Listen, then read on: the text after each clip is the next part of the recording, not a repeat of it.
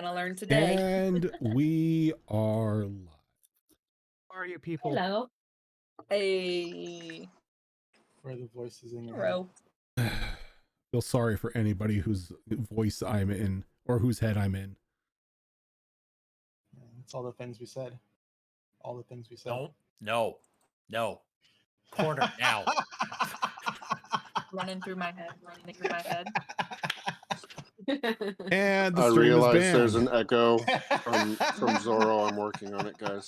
I didn't hear an I didn't echo. hear the echo. I see my video outline come up when she talks, so there's got to be.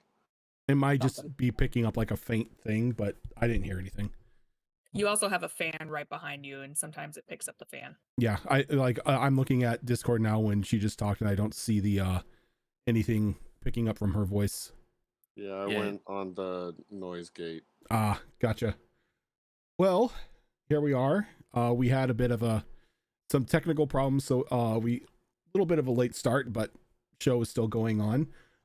The final episode for Destiny Forge Campaign 3 for 2022.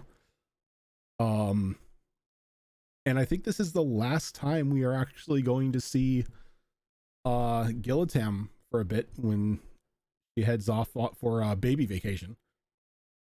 Depends on what happens. Is that next Lily week, vacation? Yeah. Yes, say vacation. Yeah. Next week would technically be Withered Waste, not Withered Waste, but Wildlands. Wildlands. So this is Last one for campaign 3. the last one for campaign 3. Yep. And we do have some things to that we got to take care of before the show ends tonight. So That scares me. gonna skip the recap for the most part tonight. Our recap is go watch YouTube. Yeah, you pretty much had a interdimensional shopping episode last week, and you were given you were discussing whether or not the mission that Blue gave Yuriko was something that would be important enough to adventure on. So we're picking up right as we left off, as the door closes to Vaga's little cave shop.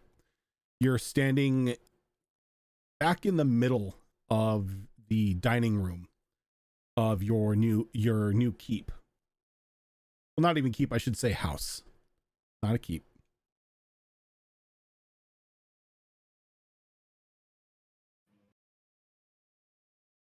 So at this point in time, the day is technically just starting, as you had all gathered for breakfast when Vaga's name was mentioned and she appeared. So you have the entire day ahead of you to do whatever it is you need to do. I'm searching for an Oni. Oh, that's right. You are looking for the Oni that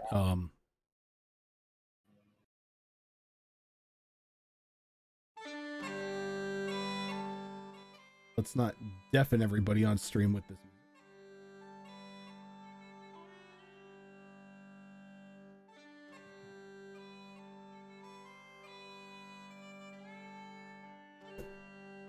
Yeah, I think once we all step out and the door closes, just gonna tuck my new little box under my arm. Gonna clamp my hands together. I'm gonna go get dressed and go up to my room.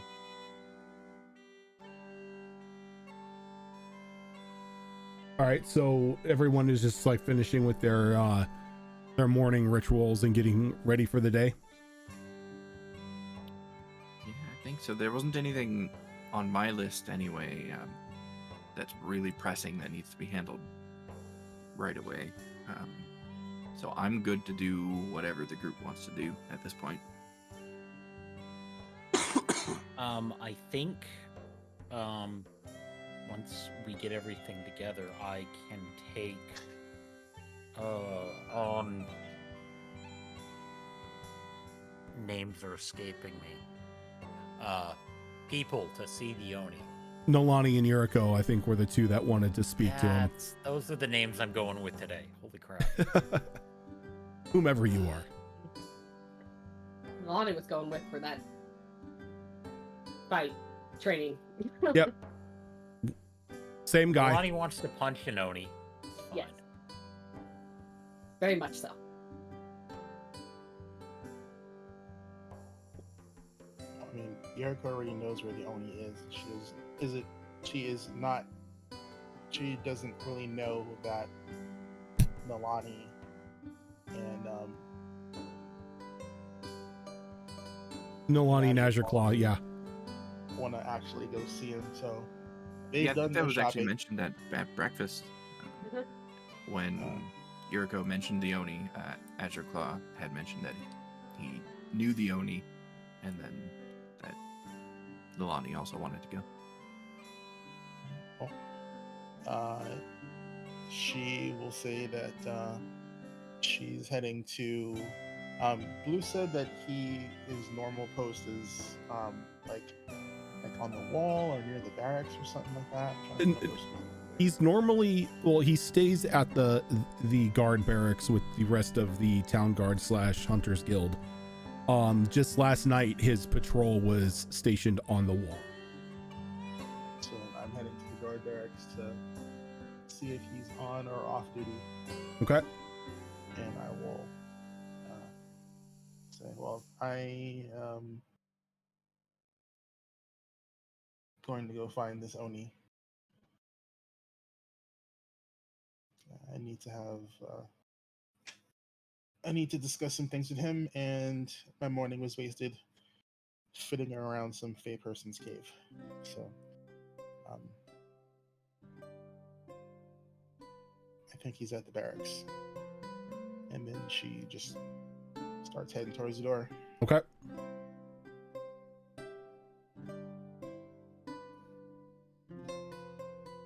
So while the rest of you are getting ready, Yuriko, you get the earliest start, and you make your way across the city towards the barracks. It doesn't take very long. The city isn't necessarily large.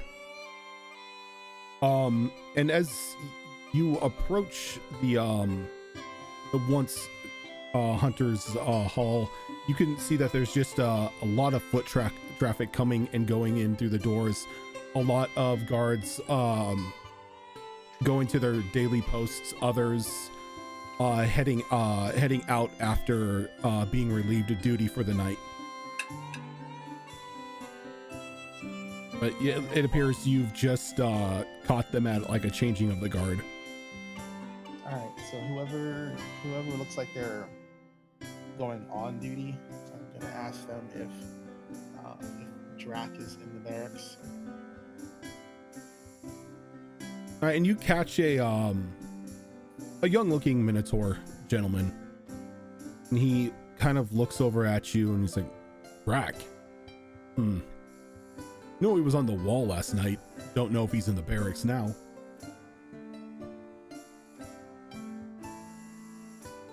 Yeah, you're free to look. Thank you. She's gonna just go into the barracks. Okay, and the barracks is a bit again of hustle and bustle right now, mainly in the welcoming area, as you're kind of like bumping into a few people here and there as they're going in and out. But you make your way to what would technically be the front desk, and a larger human gentleman sitting behind there, kind of face down, writing. Looks like in multiple books, just doing a ton of paperwork. Excuse me, I'm sorry to be a bother, but I heard I would be able to find Drac here somewhere. Drac. Yep, he's one of us. What do you need him for? He kind of doesn't take his eyes off of you, off of the paper as he's talking to you. I need his expertise. He is a boy of many talents. What expertise are you talking about?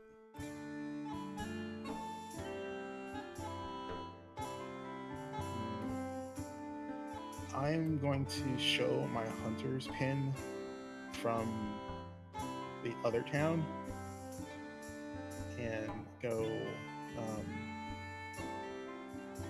I was told he can help me with something that's a bit personal. I'm not one to pry. Just didn't know if it was going to be official guild business or not. Hold on a second. He starts ruffling through a bunch of papers. He's like, Drac. Yeah, he was reassigned this morning beyond the wall. Apparently he's doing a bit of a search and rescue, it says here. Oh, so he's out looking for the ones who are lost. Your guess is as good as mine. We got a request in this morning for a few extra hands outside the wall saying it was of dire importance. Drac kind of was the first one to jump to volunteer. Boy doesn't like to be cooped up. So I take it he's already left. Left early this morning. Told him we should have left early. All right. Thank you. I really appreciate it. And she just. Hey, you want me to get any information down for you so once he's back he can come find you? No. I'll probably find him because we're supposed to be helping out with whatever he's working on right now as well. Ah. Well, best of luck to you on that one. Yeah. Hopefully it's not too messy. Not sure how much of a mess it will be. It's probably just, you goblins or something like that just causing trouble. We should be so lucky. And she just walks on out. She starts heading back over to the house. Okay. As you begin to clear out of the barracks and everything, I would say at like around that point in time, everyone else would be like leaving the establishment if they wish to, setting out for like their own daily tasks.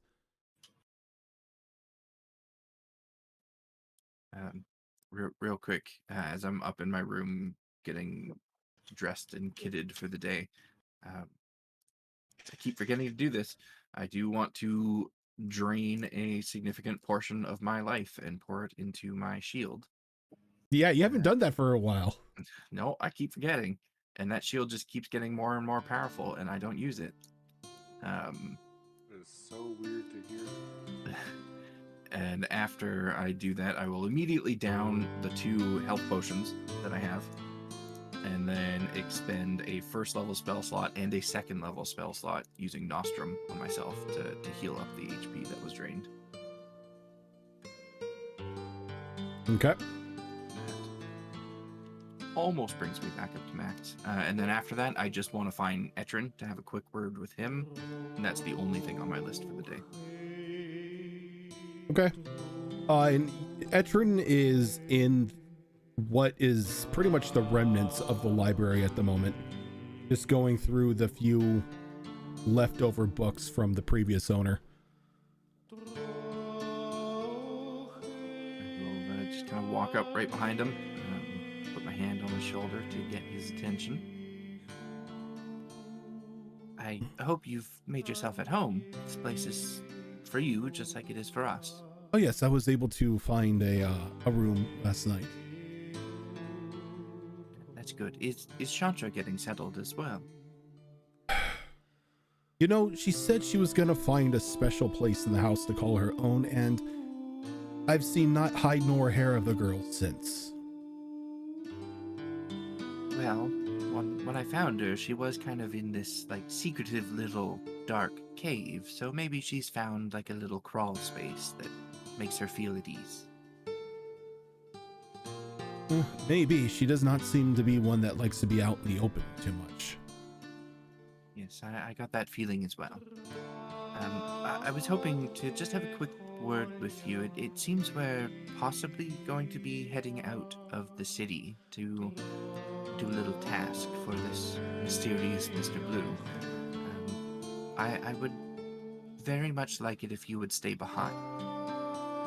You're in a very volatile state after that ritual with the demon or devil or whatever it was. And I don't really want to risk you exploding. No, I appreciate your concern, and I would be more than happy to stay here and help direct any of the builders that come in today. Lathander And maybe- says that work should be able to begin as early as noon. Wonderful. And if you could keep an eye on Chandra wherever she is as well, I don't think it's quite safe out there for her yet either. Yes. I'll make sure that he's well taken care of. If anything, I'll leave food by any known crawl spaces. She'll pick it up when she decides. Wonderful. I can leave some gold with you if you'd like. Oh so... no, I'm not hurting on. Okay. I don't know how long this job is going to take us, or what we may encounter along the way, but we'll be back as soon as we can be. And I haven't given up on sorting out this tattoo issue of yours, even if you have. I'm still working on it. I still think it's a wasted time, but thank you. For magic, no time is wasted. And you can see that he's piled like various books in different places on a table. As I turn to leave, I'm going to glance at the titles on the books that are just at the top of the stacks. And the stacks seem to be three different stacks of ruined, keep, and giveaway. And a lot of like the giveaway books are not necessarily anything of knowledge or insight. They seem to be children's books. Okay. Tuck that away in the back of my mind, and I guess go back to the kitchen and wait for everybody else to gather after they've done whatever they need to do. Okay. What about the others who are still in the house? What time is Finish it? up breakfast and then escort Nalani to said place. Assuming we don't find Yuriko doesn't make it back before then. Okay. Before I head out with Azure Claw, I was I'll stop by wherever Kimmick is. Kimmick, are you heading to the library today? I mean, of course, normally I'd say yes, but thought we have a job to do. So, Everyone seems to be heading out anyway, so. yeah, if I go to the library now, I'm not getting out. So I might as well resist and tag along wherever, I guess. Wander with you until we're ready to go, because I know we were going to head out. Okay. I was going to go with Azure Claw down to the training grounds, and I might hit the library on the way back. I want to collect a book Oh, right. before we head out. Yeah, that works, because again, if I wander now, I'm going to get distracted and not want to come back, because then I will get into my research. So, yeah, I suppose I'll just tag along with you until we're good. I don't Works for mind. me. You always tag along with me. It's only fair. And I don't mind it. It's fun seeing you beat the shit out of things. It's fun being the shit out of things. I can tell. Though, I always like a good challenge, so if they happen to be skilled enough to beat the shit out of me, then so be it. True. Especially when you fight fair. Which you normally do anyway. I just mean without my occasional assistance that I give you in fights is what I meant. Ah, yes. Well, you know how I feel about that when I'm just doing friendly matches. Indeed. Well, if you want to beat the shit out of this person, I will gladly watch. I'm heading down to meet Azure Claw. You want to come along?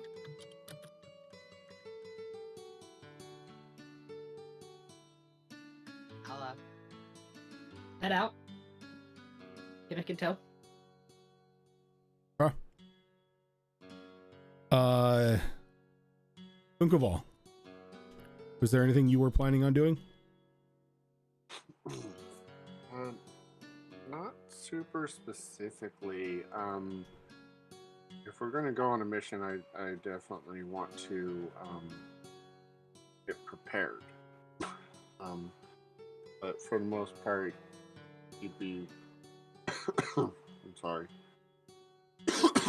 He'd be sitting in his room and working on making it more comfortable. Just hopping around, making more plants and vines and everything appear on the wall. Mm-hmm. I feel sorry for whoever's like next to like Kunkaval's room. There's just a bunch of flap and like random thudding as he's jumping around. Probably me.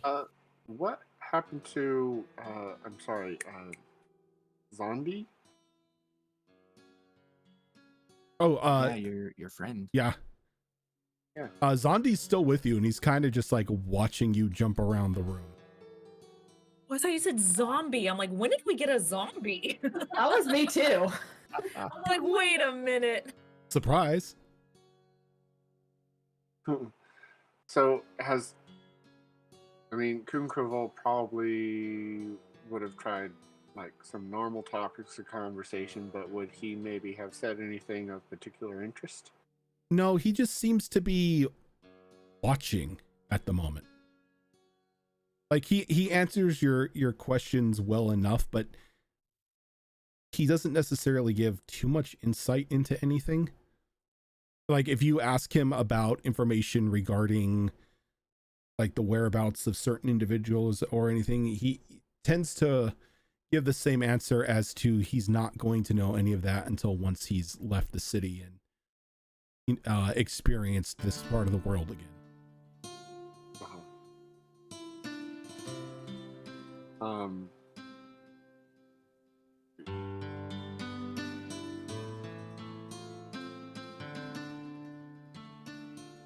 Sorry, I'm kind of deciding, do I RP this conversation or do I just ask general bullet points? I mean, if it's just for like specific information gathering as you're doing the room thing, you can just ask bullet points. Yeah, so basically Kunkraval would want to know more about him, how he might help him find Kun's people, about his family, because I think he mentioned siblings. Yeah, right? he's mentioned siblings before. And what he this one would be interesting. If he likes his newly acquired form. So he pauses a lot in between answers, almost as if he needs to think on them himself.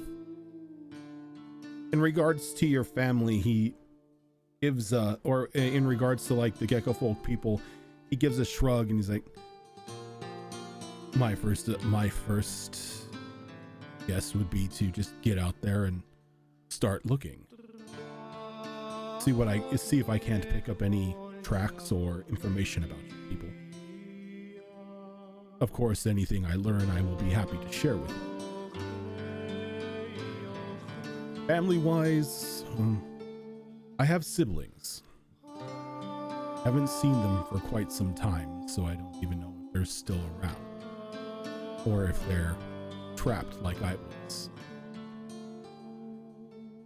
How long?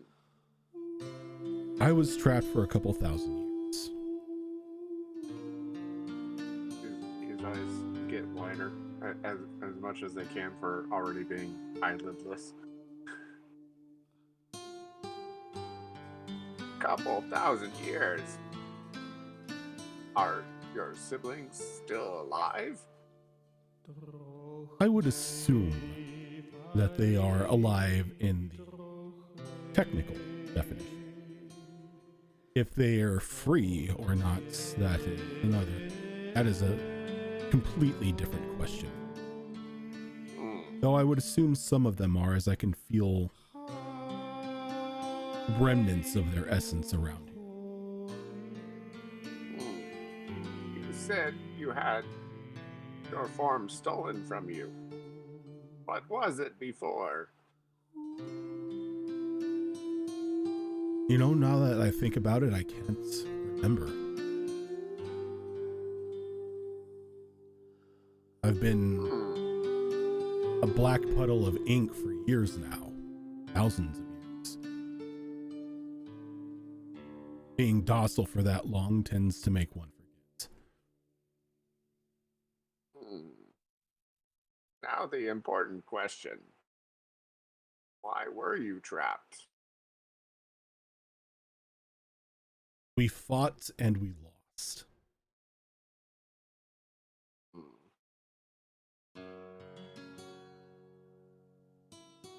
Why fight? I don't have enough time to go into that. Well, I should say you don't have time to go into that.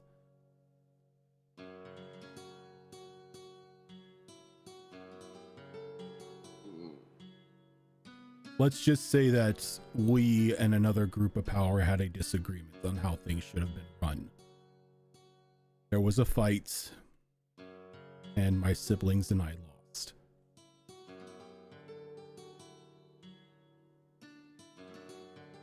I see. Unfortunate for you and your siblings. Indeed, but as you have freed me, maybe I will get to free them.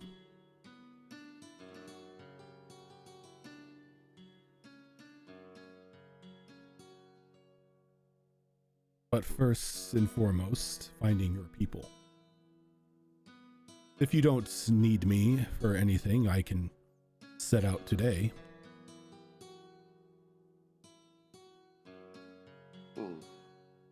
You are free. You may do as you wish. Glad to have another friend. As am I. And he kind of motions over to that little the little globule that he gave you that is actually like that floating eye. That is your connection to me. Any information that I find, I will share through that. I'd start poking at it. And Can it be a little less obvious? You could put it in a bag. It's technically not alive. It's just, think of it as a homunculus.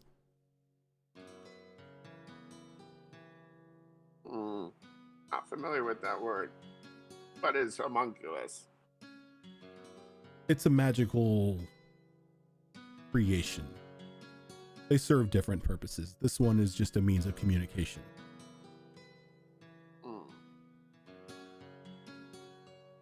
I'll open up a backpack. In the bag you go. And it just kind of just like flops into the bag.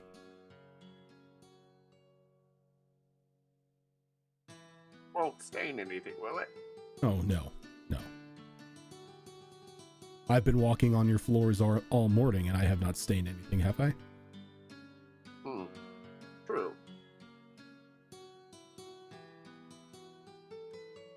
Here, to start your journey. And he'll give him one of the phase spider legs that he's still got hanging around. I do not necessarily need to eat. Go ahead and keep that for your nourishment. That is really tasty. I do not taste. Unfortunate.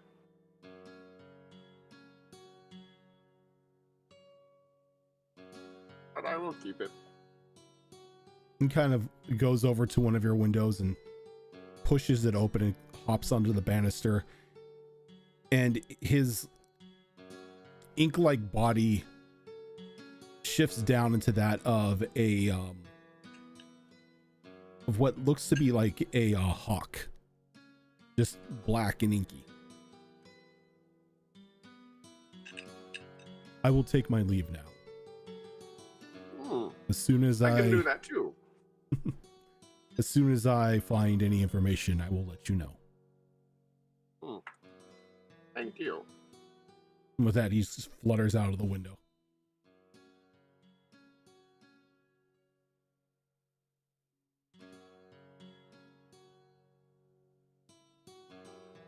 More plates. More plates.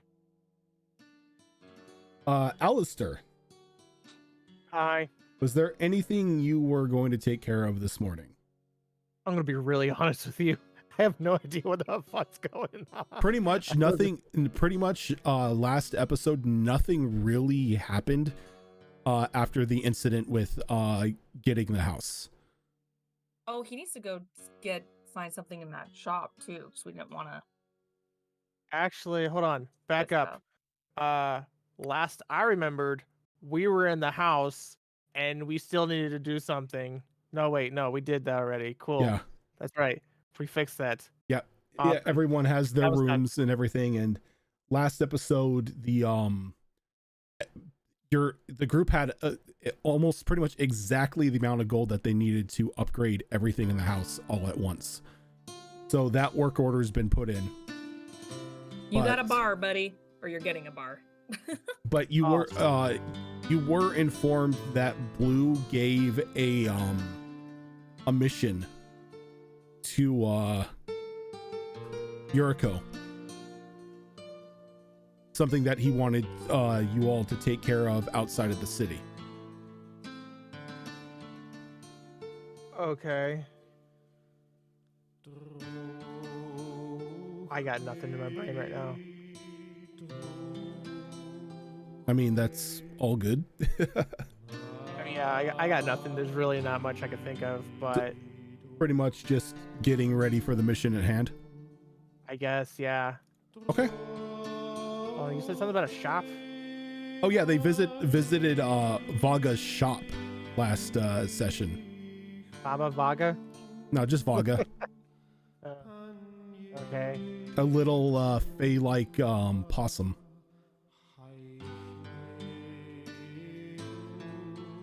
Wait, a fey possum? Yep. I approve of said possum. I guess I'll just visit that then. Okay. So, in order to do this, you have to say Vaga's name and she appears. Is this like some weird Beetlejuice thing? Technically, yes. So I have to say it 3 times? Nope. Just have to say it once. Oh, thank God. Because I really did want to say Vaga 3 times. All right. He's just going to be like confused, be like, Vaga. And then as you say the name, there's like a little crunching noise coming from behind you.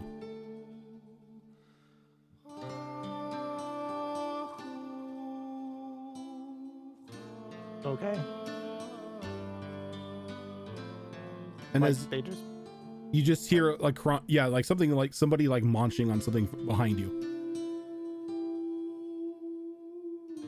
Oh, hi. Oh, you're the one who called me. Interesting. I didn't think a church member would ever want business from me, but odder things have happened recently. Kind of rummages in a bag. She's got like an apple in the other hand and pulls out a thimble. All right, prick your finger on this. Bleed into it. I just do it. Perfect. And she like walks up to your door and throws a little droplet of blood on it. There's a little bit of a shimmer. Walk on through. Oh, okay. I just walk on through. As you walk through, you enter into like this just vast cave of filled like on all sides with like various weapons and armor and different items. Did your friends tell you how payment works? No. Of course they didn't. Well, I don't deal in gold or jewels or anything like that. I deal in life force. You pay me a bit of your life for items in here. It's taken off of your total lifespan, and the item is yours. Now, seeing as how this is something that you are willingly parting with, I normally let the person buying the item set the price, or make a suggestion at least for the price. Granted, bigger items are going to cost a lot more than smaller ones. That's understandable.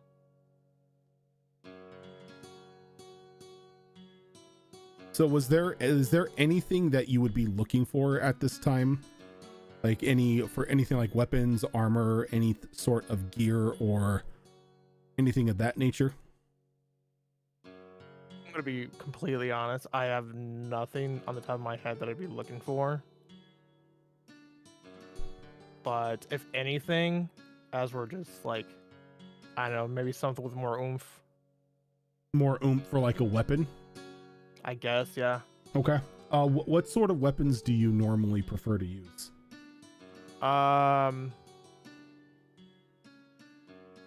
Anything like mainly fists.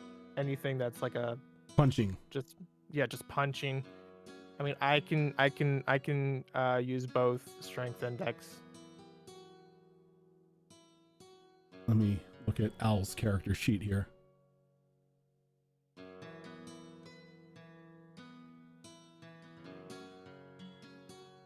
Can't remember if I was a strength build or a dex build. I think I'm dex.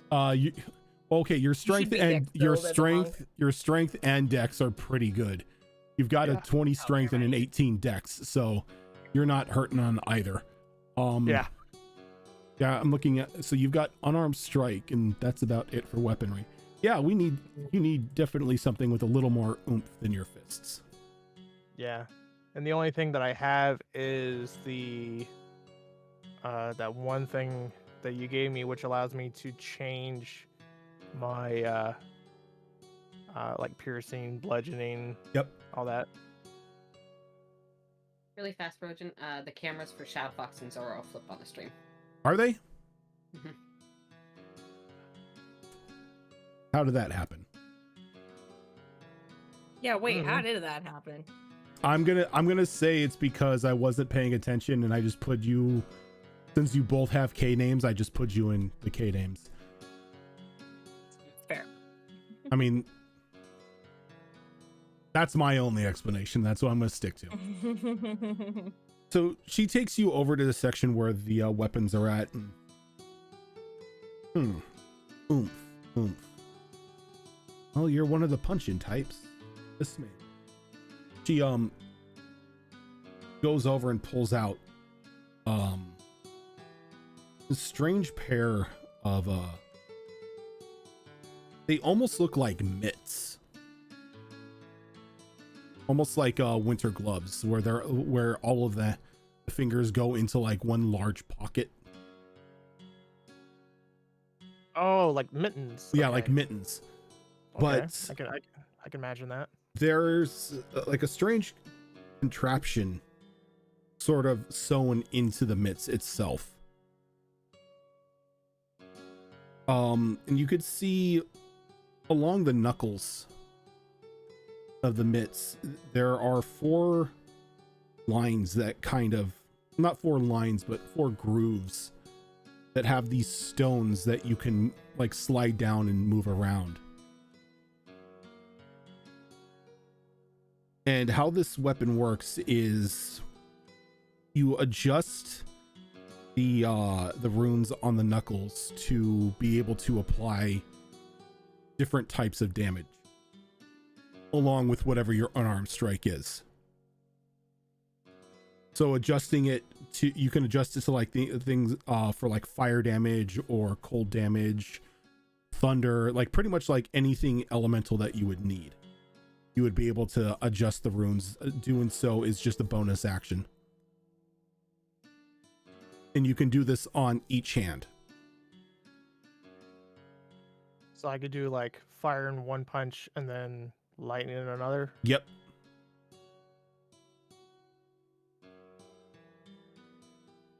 Okay. Because you need some oomph. This will give you a little more oomph in each one of your punches.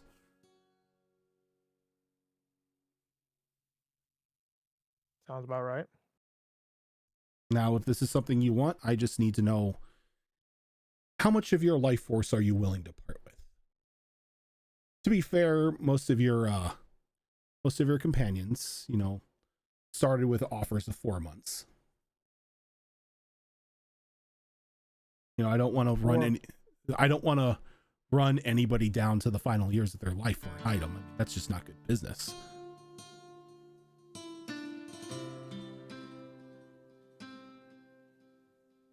So a majority of them have done 4 months. I think I 4 to will. 6. Yes.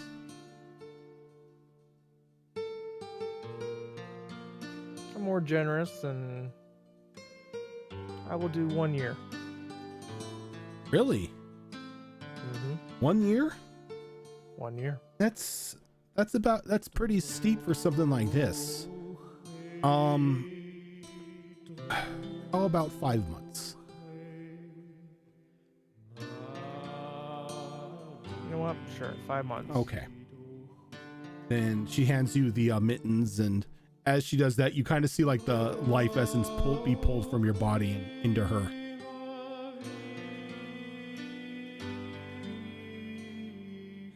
Now, with these gloves, when you are wearing them, they also act as a ring of comfort. So wearing the mittens will instantly make pretty much any climate that you're in perfectly safe for you to exist in. Like it's gonna stick at like a comfortable 72 the entire time you've got that you got those gloves on. Okay, give me a sec here.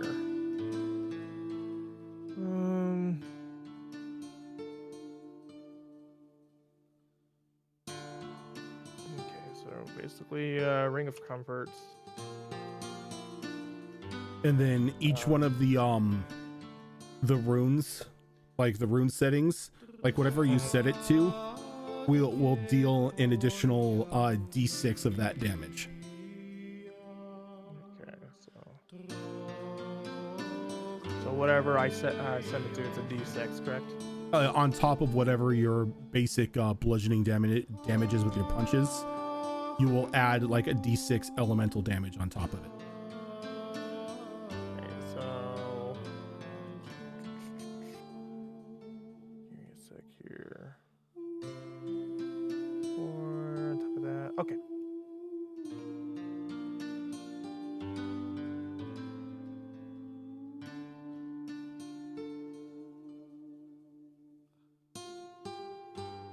I can spell bludgeoning, that'd be great. There it is. All right, sounds good.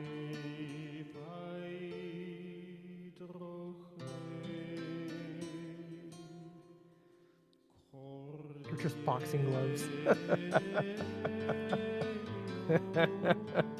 No, they're like snow mittens, just with elemental stones attached to like the front of them. All different types of shapes. Just press a button. Boop. That's Yep. what I want. All right, sounds good.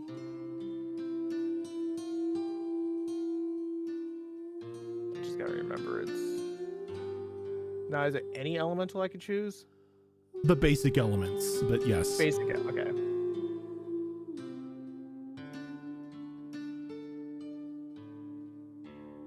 All right, I am good on that. I just say thank you to her and I guess leave. Okay. And she's like, well, if you need me again, just say my name. All right.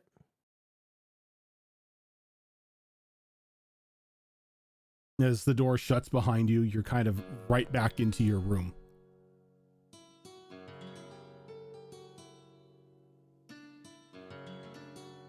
I'm getting too old for this shit.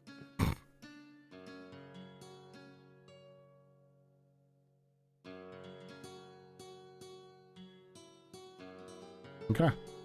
So as everybody prepares for their mornings and whatnot, Azure Claw and Nolani head out into the city, making their way to the guardhouse. And about halfway there, you run into Yuriko, who seems to be coming back from said guardhouse.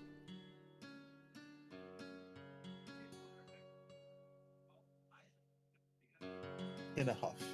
In a huff.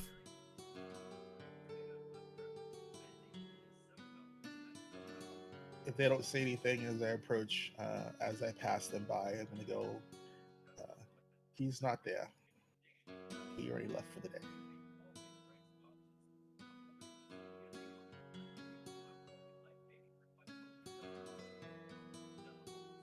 But watch just finished. Well, he decided to get an early start on the mission that we should have been working on this morning. So, if you want to find him or have any business with him, I suggest we gather up and leave the city and get to where we need to for this rescue mission, because that's where he is.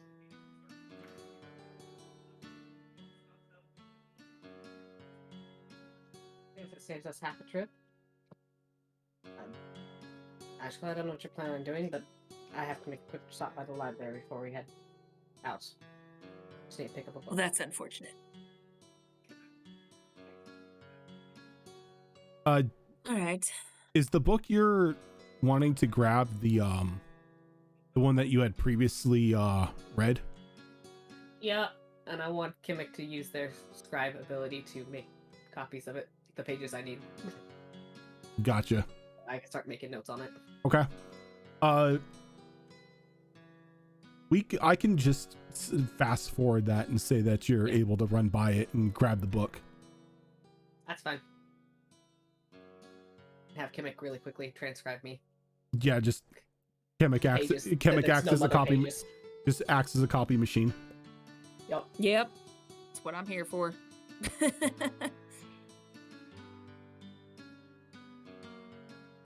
Then There I'll you head go. back. That's the only thing I wanted.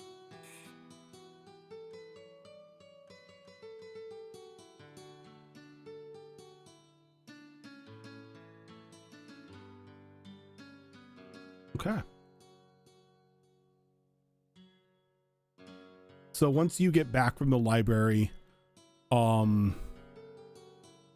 there anything anybody needs to take care of? Anything else before you head out and out of the city?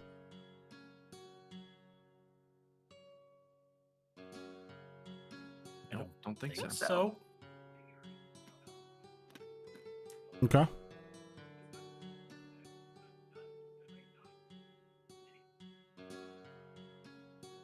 So as you head out, you meet up with one of the Hunter Guild members back at the barracks, and they kind of show you to another secret tunnel that they have that connects into the barracks itself, that they have been using to get in and out of the city in order to grab supplies and whatnot and bring them back in. And it's just this hand dug tunnel that goes from the wall and about a mile out of Hampstead itself. And when you exit out on the other side, you exit through just like this domed hill that almost, like, the way that it almost looks like it could have belonged to like a bear at one point in time, but obviously has been cleared out and is being used as a form of transport for the Hunters Guild. And as you get out, there are a couple guards stationed at the entrance, and a couple that seem to be returning. One of them is for at least Azure Claw, a familiar face. Very tall, white-haired Oni. Helm kind of tucked under his arm at the moment. Face looking a bit frustrated, if anything. Though seeing Azure Claw, he kind of smiles and gives like a half-hearted wave. Oh, so they roped you into this business as well, huh?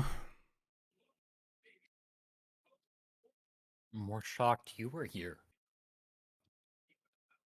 It was a chance for me to get outside of the city. I jump at these opportunities, even if they are boring work. Do I recognize him as an Oni? Give me a second. What page are you guys? Take you back to the token page here, because I'm going to show you what the Oni looks like.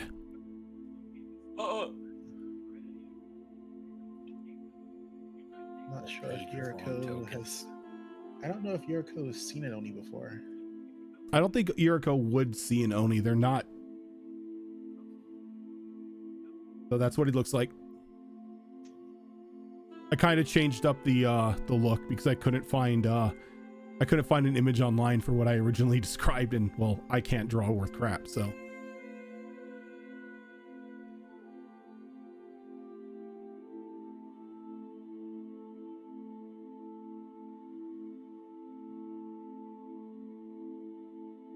So these your friends? They are.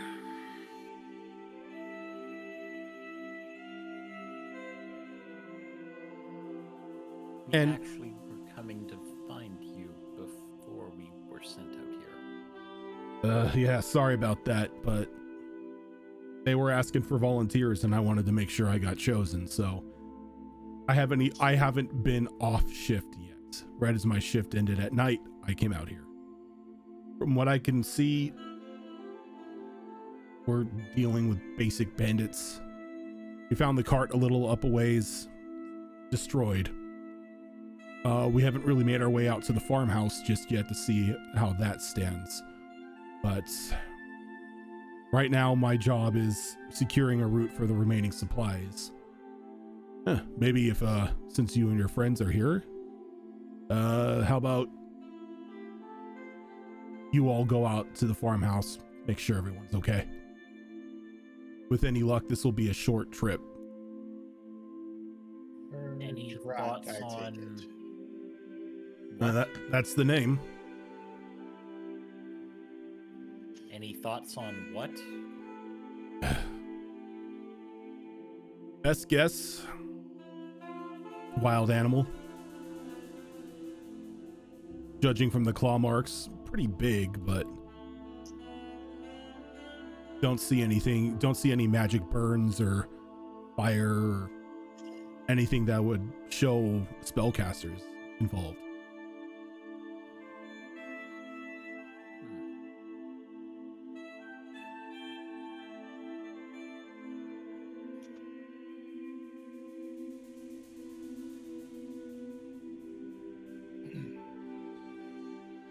When we're done with all this mess, would you perhaps have some time?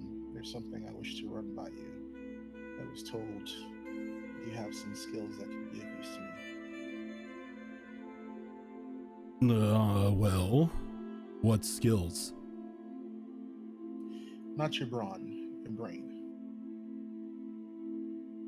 Okay, that still doesn't really answer anything. You are an artificer, correct? Yeah, I dabble, but yes. Well, You need me When to we're done- artifice something for you, is what I'm hearing. yes. Well, make it back in town in one piece, and I'll be happy to talk to you about it. Excellent. Thank you. And he kind of smiles and points over to Nalani. This the one you were telling me that would want to fight me? Very much would like a training match. When the time's appropriate. You definitely look like you can prove some fun.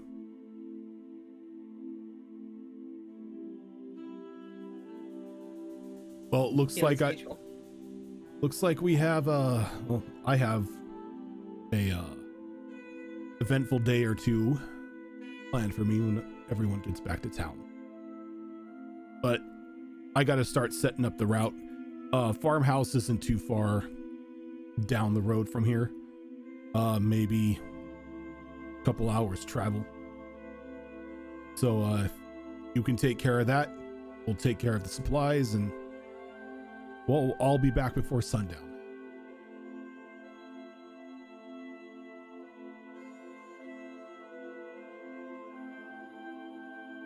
Good plan? Good Great plan. Works for me. Kind of like Great plan. kind of slaps his helmet. He's like, okay, break. And he kind of just walks off with the two other guards that were with him.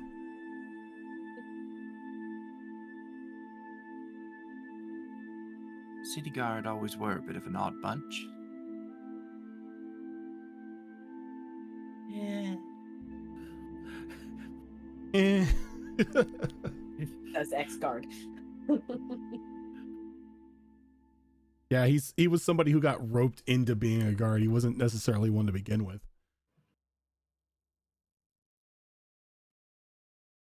Well, I suppose we should probably figure out which direction to go, and then use our fancy new carriage to get there.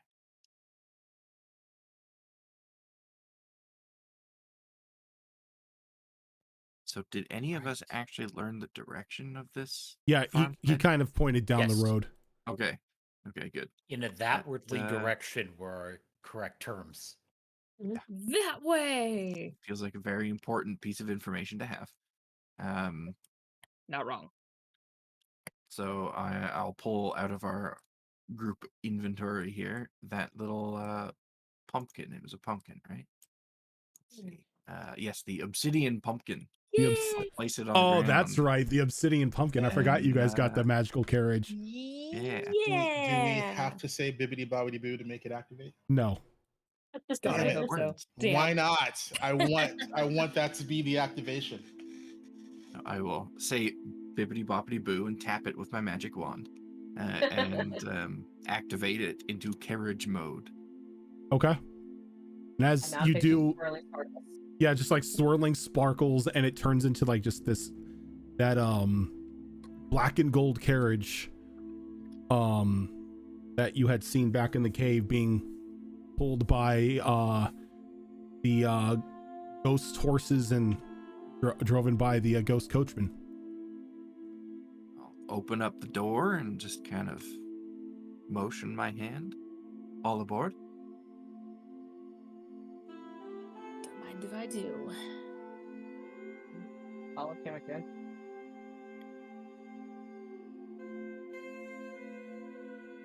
And much like I had described before, it's you get like the whole TARDIS effect when you walk inside. There is just room enough for everybody. It's like walking into Chemic's Harry Potter tent. Hey. So I know we don't have to drive it ourselves. We've got the ghost driver for that. But is there enough room for me to sit up there with him, just so I can be outside, or? If you wanted to be. Yeah, I wouldn't mind just being out and looking at the surroundings as we go. Okay.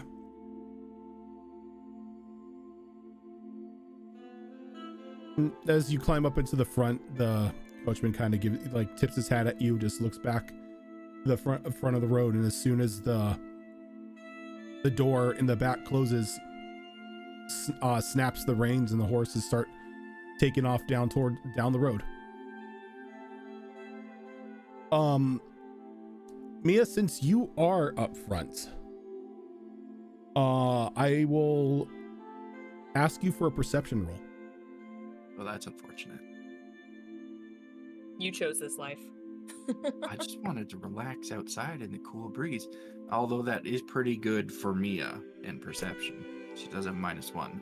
It's a total of 12. A total of 12.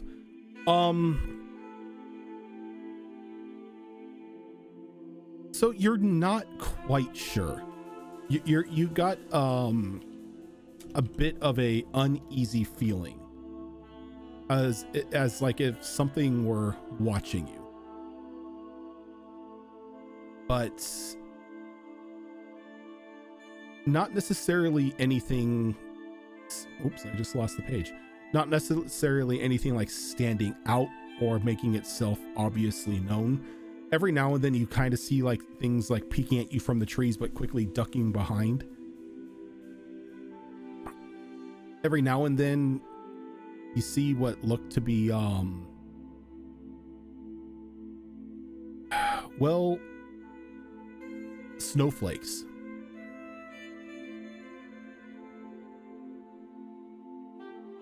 Snowflakes. Yeah. Anything uniquely interesting about these snowflakes, or just regular snow?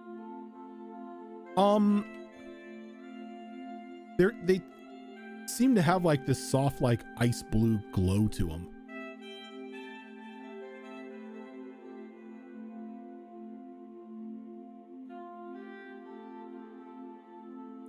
I was about to say something over the Ring Network, but we don't have a Ring Network. That's the wrong game.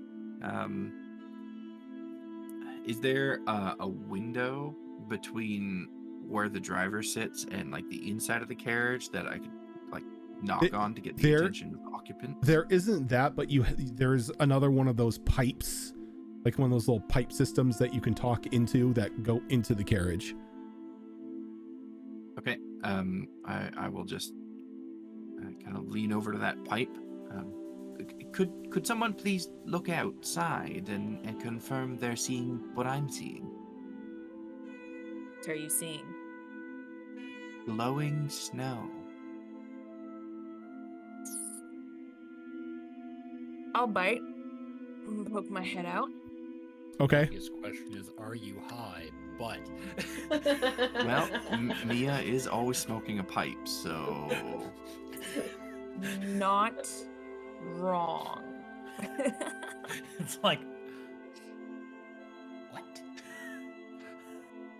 Okay, so you need me to do a perception check as well? Yep. Let's see here. What is my perception? It's not terrible.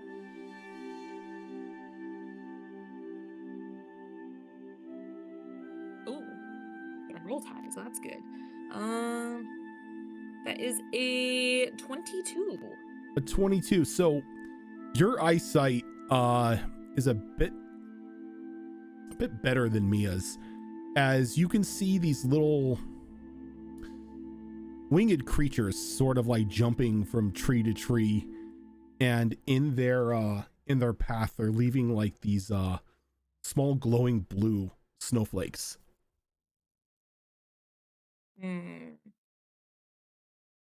Well, you're definitely seeing something. There's some winged creatures out there jumping around, leaving a trail of this glowing snow.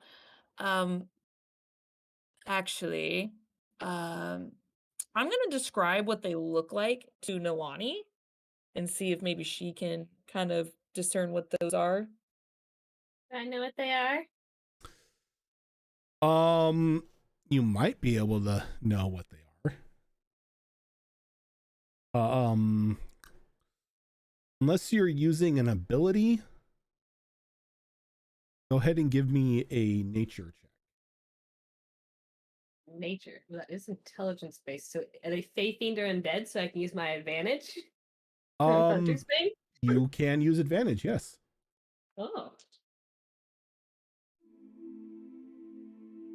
that's a nice roll. That's going to be a dirty 20. A dirty 20. Almost feel like, or from what Chemic is describing, it almost sounds like winter pixies. Or snow pixies. Do we all hear this description? Snowdrops people? Snowdrops people? No, Just I didn't say sugar plum fairies. True. That is true. Is there anything specific that I recall about snow pixies that we should be concerned about, or they tend to be? They're fae. So Yeah. pretty much, standard warning applies. Yeah. I am gonna think to myself and try and reach out to the still mother, and I go, Are these the messengers you told me to be on the lookout for? And you don't get a response. I will respond to Kim and explain to her that they're Fae snow pixies.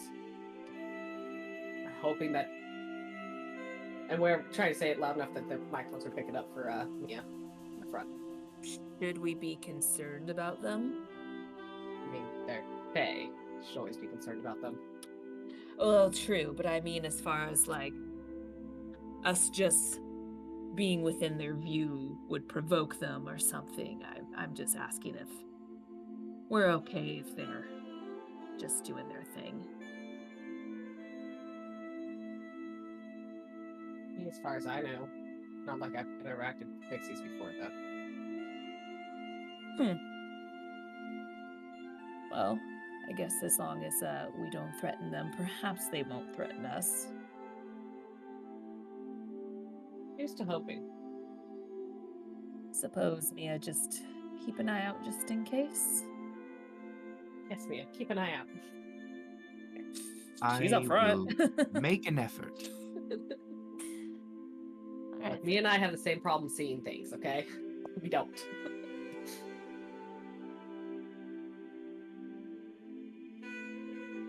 I'm going to be reading a book while we're traveling since I have such luxury to relax in this nice, spacious carriage. Since I have somebody to take me somewhere. I do. Ye old- Original onward. Yeah, ye old Uber over here. To be fair, Kim can sit on Nalani's shoulders and put a book on her head. Do the same thing. Alright, so every time it looks like Kemek is deep into that book, I'd like to ask the driver to slam on the brakes. Unfortunately, you can't see Kemek. I would like to freeze Mia in time for a moment. Unfortunately, And you then can't draw see her Mia, face. so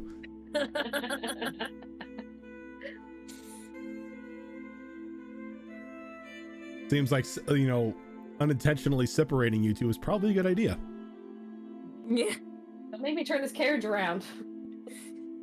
You make it sound like we do horrible things to each other all the time.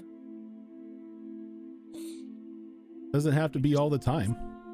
Quietly judge each other all the time. It's fine. A little bit. I mean, but when you do things that are going to get you judged all the time, you kind of deserve it. Fair. I mean, not wrong. I don't deny it.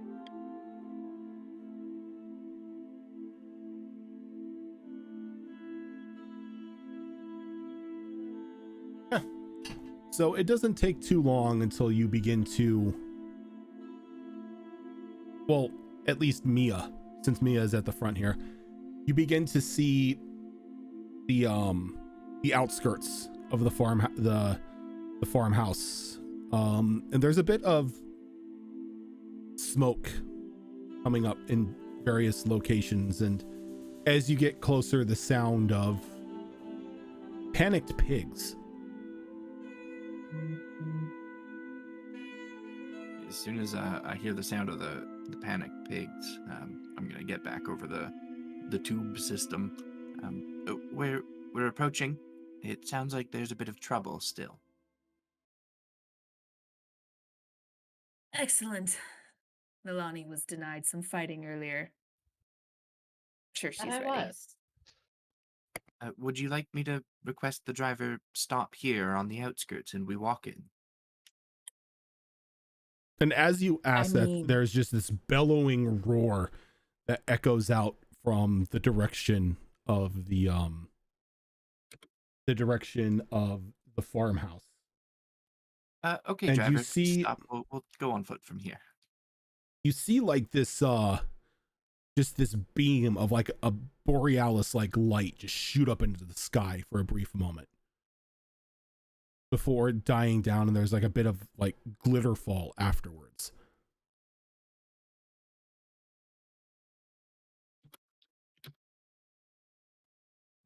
Yeah, I will ask the driver to stop because this carriage is not invulnerable and we want to keep it as long as we can. So I'll hop off once he's stopped, and I'll open up the door from the outside. Since the carriage is using undead horses, if we accidentally kill more horses, can we get more horses added to the carriage? Maybe.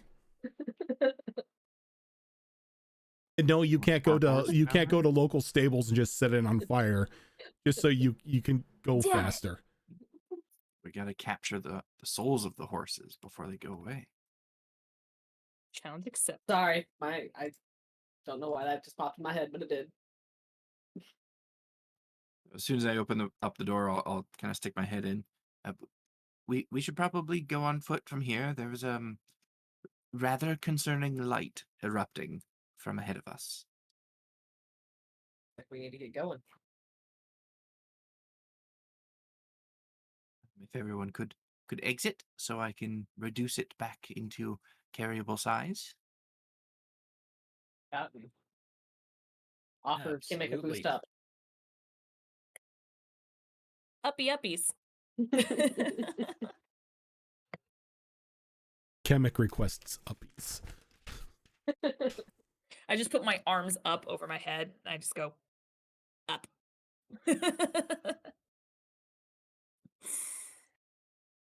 I should learn like Misty Step or something, and just for like shits and giggles, just like do that motion and then I Misty Step onto your shoulders.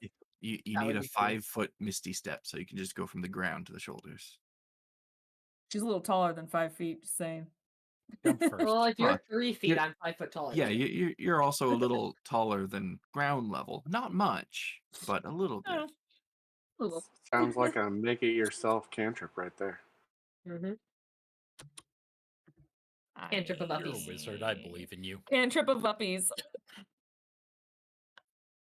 all it does. It just makes me poof on top of my shoulders within a certain range. Misty uppies. Misty. Just Misty step into uppies. That works. All right. So as you are getting out, what is the marching order here? Who's going to be leading the way and who's going to be stuck in the back? I'll take first. All right. I will, however, be near the front, either alongside Alistair or whatever, but to help with checks and Okay. make sure we don't get lost. I will be right behind Kunkaval. I'll be behind Mia, as I don't want Kimmich to be too far in the front nor too far in the back. Wizzy problems.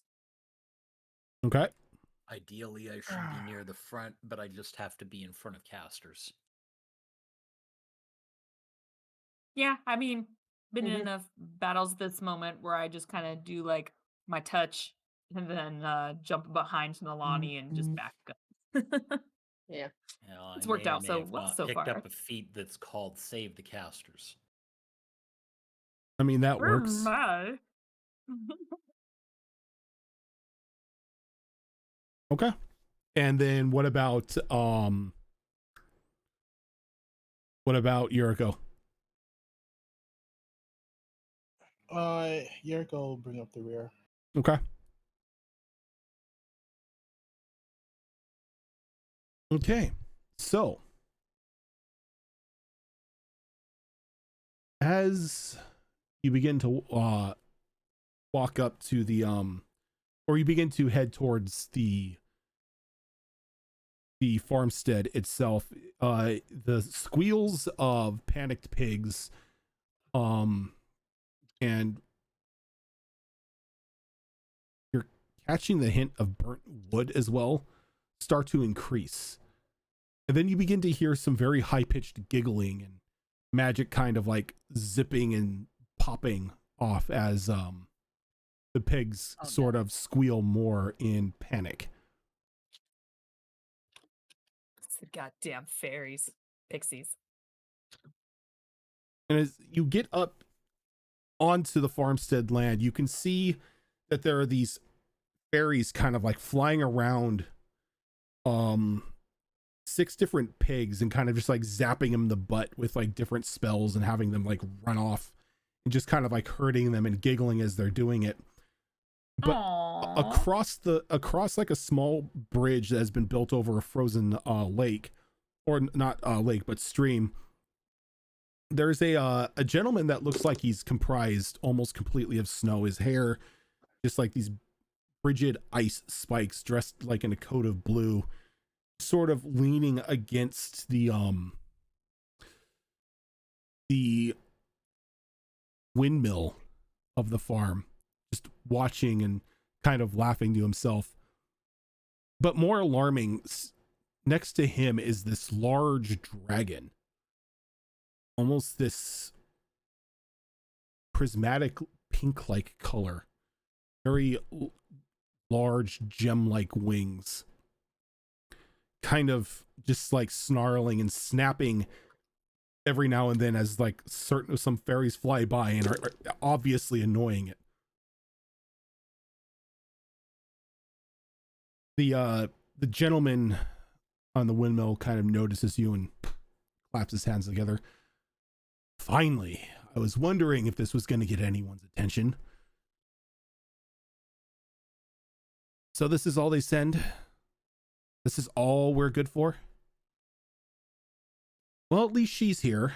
I guess I don't have to search for her. And he kind of looks at Nalani. Acquaintance of yours, Nalani? Not that I'm aware of. No. I honestly don't know her. I was just asked to deliver something to her.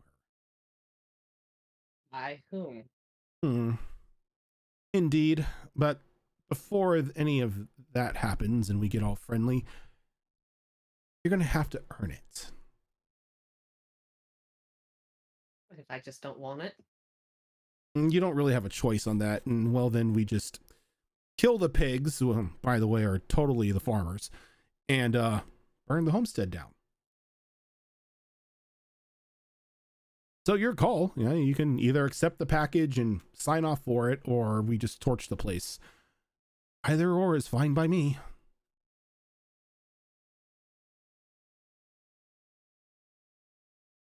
You know, I'm not really for burning the place down. Or killing the farmers. The pig bit, a little bit funny. But killing them, no. Oh, I'm right with you. The pig bit was absolutely hilarious. That was the idea of my little pixie friends here. Killing them, I can do either or. It's just a few human lives to me. I mean, they're going to be dead in what, 20 years anyway? Give or take. That defeats the purpose. What defeats the purpose? Killing them? Again, Yeah. I'm indifferent. But what do you say? Nalani, was it? You want to sign for this package, or should I just send it back?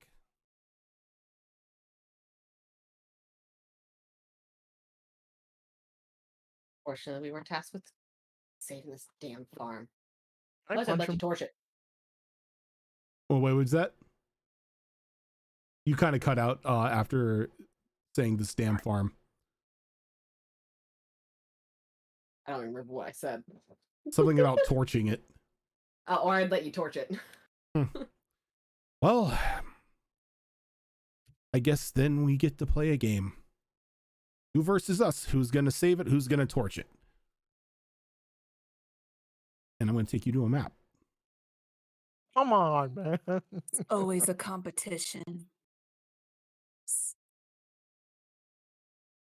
So here is the Frozen Gentleman. Oh, we are not on the map. Oh, I didn't take you on the map. I'm sorry. I took Chad on the map. Drag us over, please. Oh my. So Oh. there's the Frozen Gentleman. Okay. Hey, Hi. Jack Frost. So we got And then- Jack Frost. And then you got the Pixies. Ooh, Oh, hi. that's- Yes, Frost, sir. And then you got the dragon. Oh, fine. Oh, this is so gonna be not fun. Is the ice guy single? I mean, Asking for a I'll see friend. I through. mean, I'll see that's through a his personal lies. question, you know.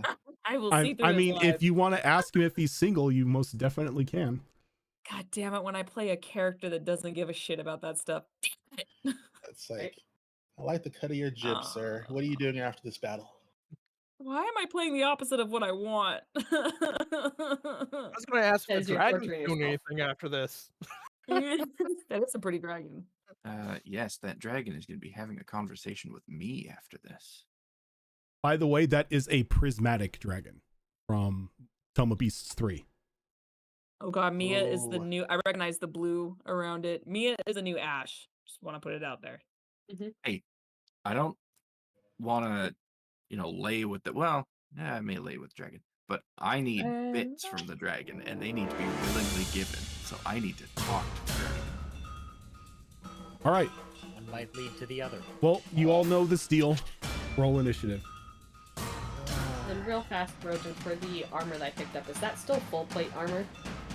The unhinged hunter's mantle? Yes, the Hunter's Mantle is still full plate. Womp Not promotion, so not be equipped. First I'm roll, going up. night, Second. funny. Oh, fuck me.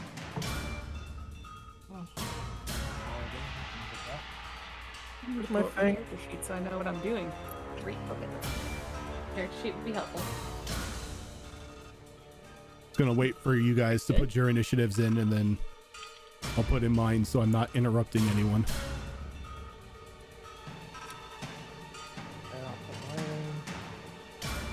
Didn't really tell me people we had 14 deaths.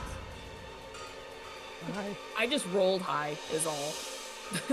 No, like the decimal point is 14. On Oh, 3 yeah. of them. If I pop Yeah, my deck, see, So low. It's. I need it for AC. I is squishy. You do need it. Well, it's the cap for most armor, so even if you're wearing armor, it doesn't really make sense to be past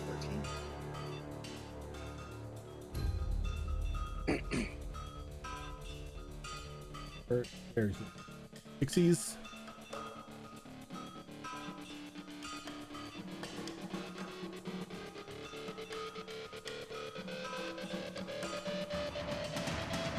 All right. Well, On the bottom. damn, Al.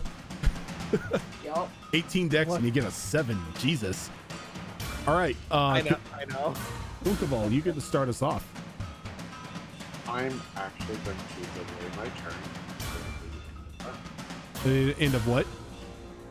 Basically, I want to be at the bottom of the initiative. Okay. I will move you down to the bottom of the initiative. Yay! Mia.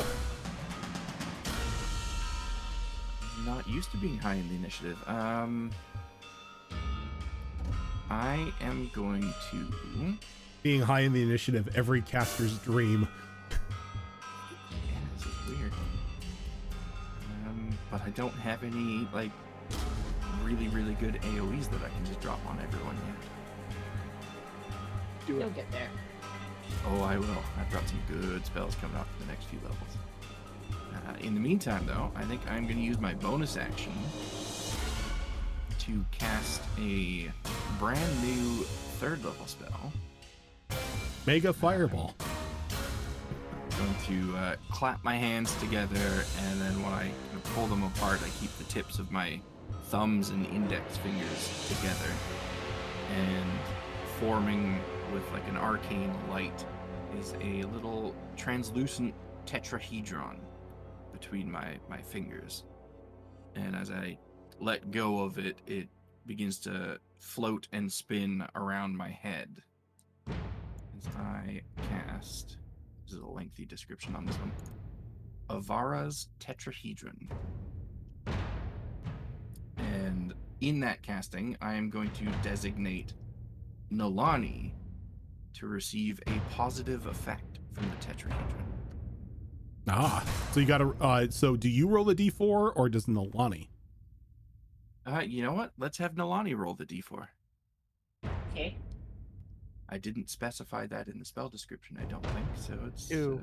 whoever. It is a 1. That is +1 to One. AC.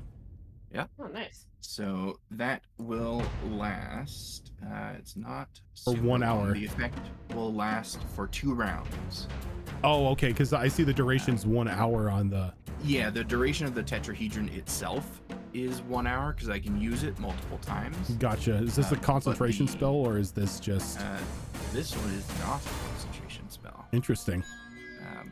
But the effect will last for 2 rounds, or if I use the tetrahedron again before that, the effect will be removed. Gotcha. So you can't repeatedly use the tetrahedron without getting rid of... Yeah, That's a balance Yeah, that- effect. that's the balance from it not being concentration. Is short duration on the effect, and it's only one person at a time. Okay. That leaves me with just an action and maybe a cantrip. So I'm gonna move. That should put me in range. Yeah, that'll put me in range of the dragon. Then I'll use my action to cast a cantrip. Connection. So the dragon needs to make an intelligence saving throw.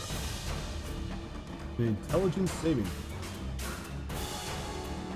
At least it's smart. That is going to be an intelligence saving throw of 15. 15, the DC is 17. So that is a failure, so I will learn some information. And we are level 6 now, so I can learn 2 bits of information. So you can tell me any 2 of the following: the target's immunities, resistances, or vulnerabilities, if any. Okay, so its damage immunities is radiant. And its condition immunities is blinded. Okay. And it learns that I too am resistant to radiant. Well, it's immune, but I'm resistant. I only have 1 trait for it to learn, so that's all it learns. Okay. That's the end of my turn.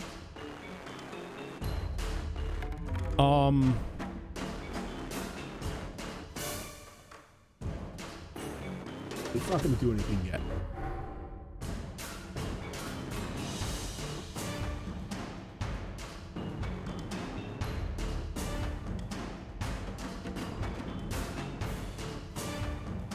So the gentleman himself is going to sort of hop and skip to about here, just right in front of Mia. He kind of smiles and gives a little mock curtsy. He goes, "High five." He just holds his hand out as he launches an icicle barrage from it. Now, this is a 30-foot cone. I don't like this high five.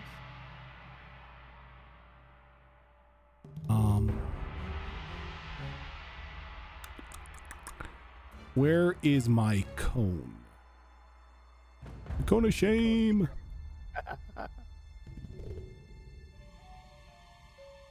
Just nice to be able to use these again. In what, 2 months?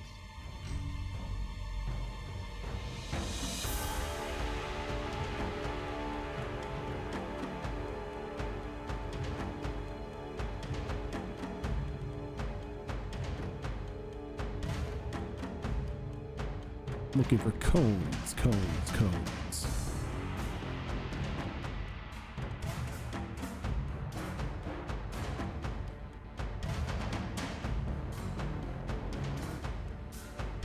It's so weird. Like, I have AoE aura for cold for 30 feet. Oh, here we go. Perfect.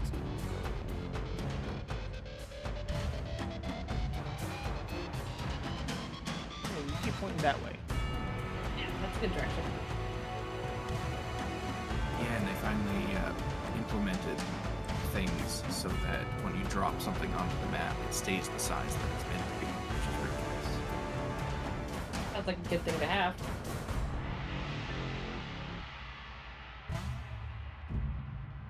Oh, that's some BS. I would like to do something that I have wanted to do for What is that? Spell. like to counterspell. It's not a spell. Is this spell like ability?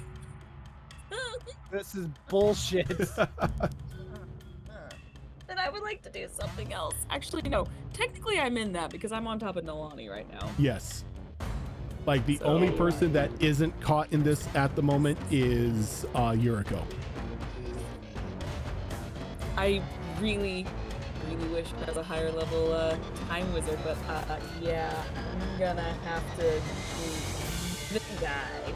So sorry, Nalani. As I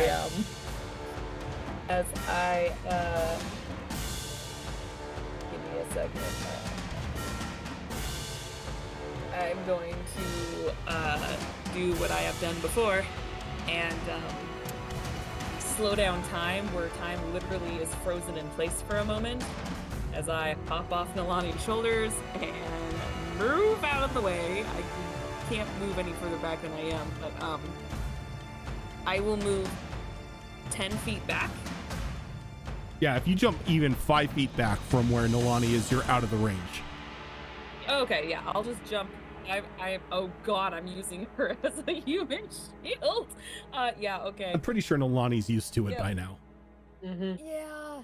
Well, yeah, so that's it is a reaction for me to move out of the way, and so yeah, as soon as I'm done, time speeds up again to normal, and Nalani no longer feels chemic on their shoulders. All right.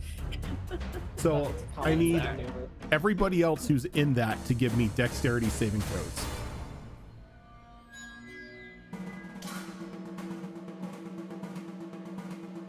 And if it makes you feel any better, that uses up a second level, so you know.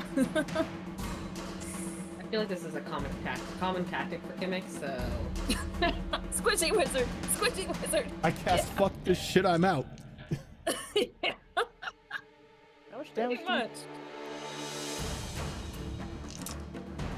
All right, so I'm gonna roll here. Just keep your dex saves to yourself at the moment. Spend.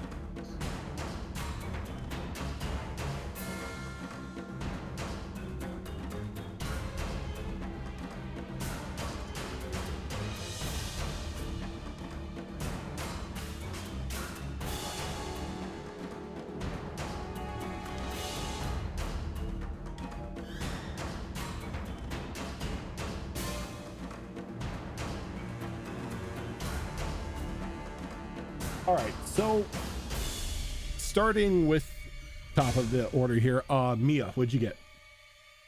Dirty 20. A dirty 20. Okay. So you are going to take 9 points of piercing damage. Okay. And 8 points of cold damage. Nalani. I got a 22. 22. Okay. So same damage as Mia. 9 points. 9 points of piercing, 8 points of cold. Kunkabal. I got a 15. A 15. All right. You're going to take 18 points of piercing and then 17 points of cold. And then Azure Claw. 10. 10. Okay, so same thing. You are going to take 18 points of piercing and 17 of cold.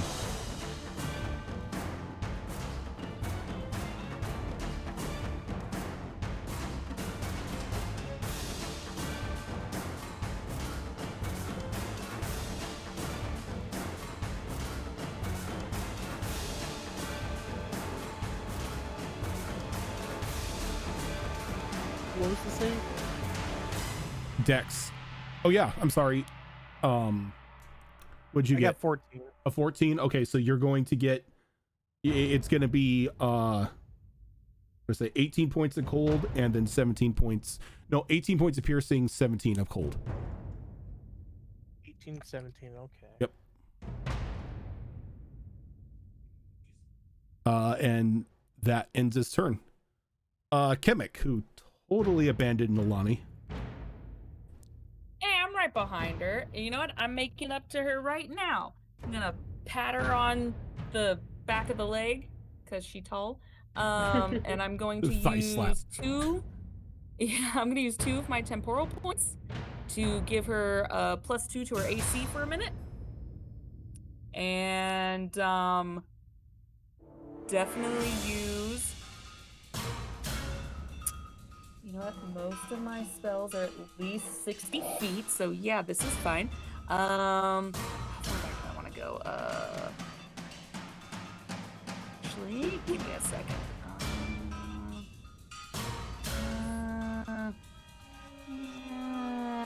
Yeah, I think I'll only move back about 10 feet. Nothing super crazy. And so that's a bonus action to do that. And then as my regular action, I am going to... Ah, fuck. I might as well do this. Yeah, I did not do this ahead of time. Yeah, I guess I'm just doing my whole setup round. So yeah, +2 to her AC, and then I'm gonna touch myself and give myself mage armor. Okay. So Yuriko. at least I'm somewhat safe to start hammering away. Metaphorically. Just out of curiosity, does that +2 AC stack with the +1 AC that Alani already It's on has? top of whatever AC you have, because it only lasts for a minute. So if you have like +1 armor, it adds on top of that because it's only temporary. Think of it as like temp hit points, but temp AC, so it does stack. Alrighty. So Yuriko is going to. So I need to know: are these dumps difficult terrain? No, they're just cosmetic. Okay, I just wanted to make sure because sometimes they are. I didn't want to cheat you out of making me not get to a target. Nope. So as a bonus action, I'm going to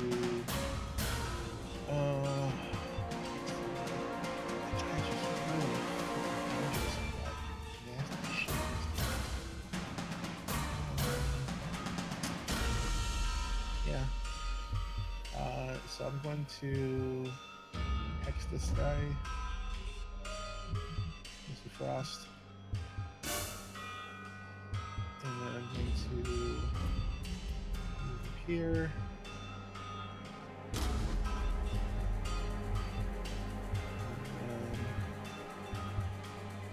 I'm going to cast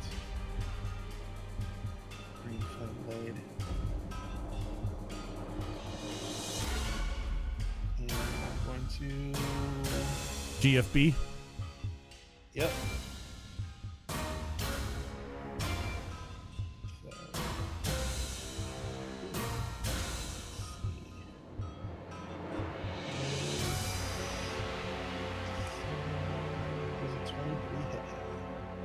Give me a 1 second.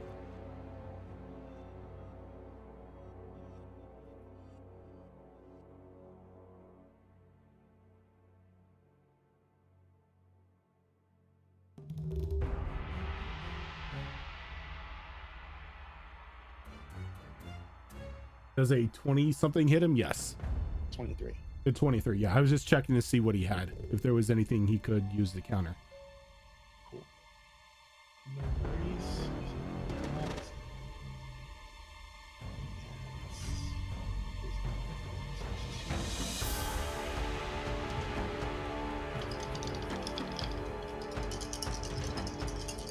So basically, what everyone sees is Yuriko, Naruto dashes with her great boomerang Freaking weeb.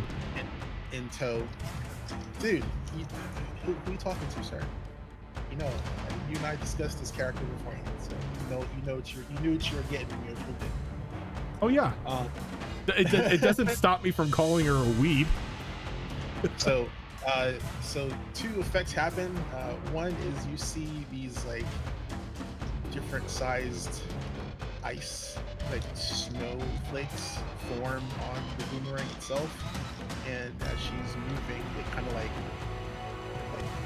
dust off, kind of like pixie dust, and then when she gets right in front of him, it turns into like this green eruption of fire around the boomerang, and she just whomps this guy. So it's gonna be not quickly, but 6 points of bludgeoning and 8 points of fire. 8 points of fire.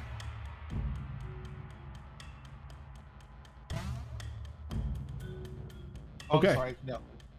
That changes. It's because sorry, the spell gets weird when it gets higher level. Make sure I'm reading it right.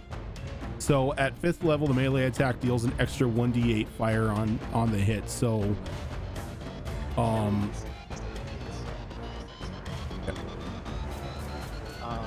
So the initial target gets 8 fire plus. so how much boomerang damage was that? 6 points of level boomerang, and it's gonna be 5 points of fire damage.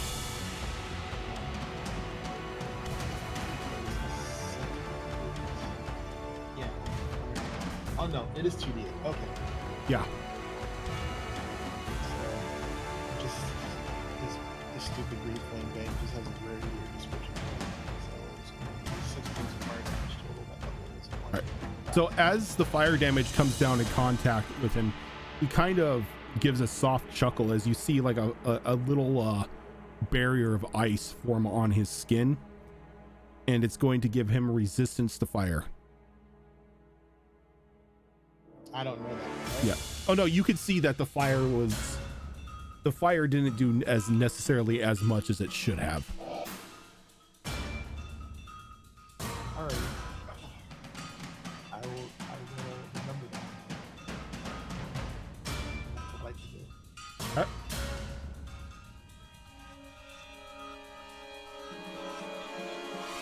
Oh, sorry. I have Crusher. I'm going to move him. So Part of my hit. so like right here. Yep. Okay. You most definitely can do that. All right. So for the pixies, they do what pixies do best. Beat dicks. Chaos. Chaos.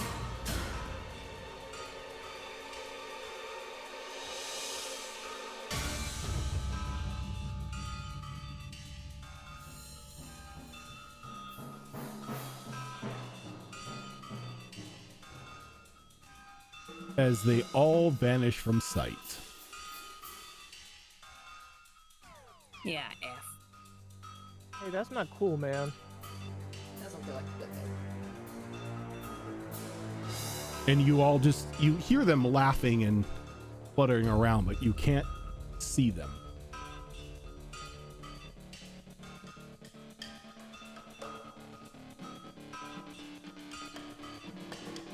Yep. So Charlotte Fox and I were writing about faves, correct? I mean, I may not be able to see them, but if they start lying, If they start I can see lying, their auras. I can see their auras. if they're dirty liars, They're dirty friggin' liars. I can see their auras at least. Important question: when do Fae not lie? Exactly. I would like to point out that the Fae do not lie. They tell half truths, and normally anything that they speak, they themselves believe.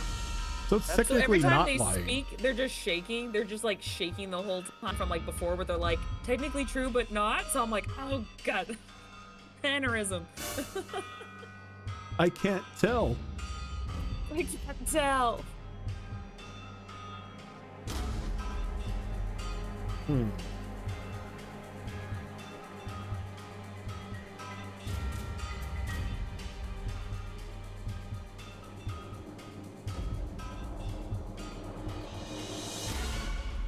Okay, so starting off on, oh, it's Nalani's turn. Never mind. I almost skipped Nalani. I am sorry. That's alright. I was just making sure the fixings were done. Yep. And since they wouldn't disappear on me,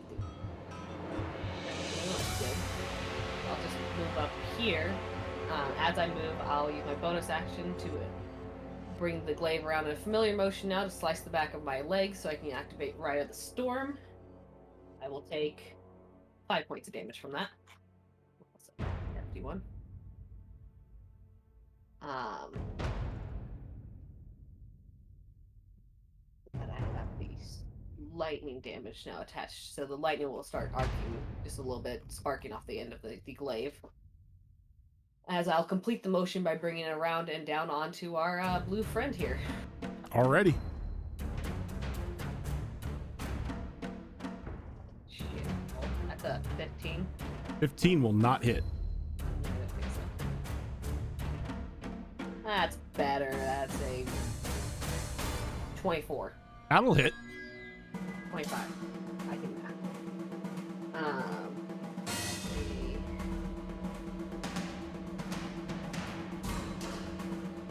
12 slashing and another 5 points of lightning.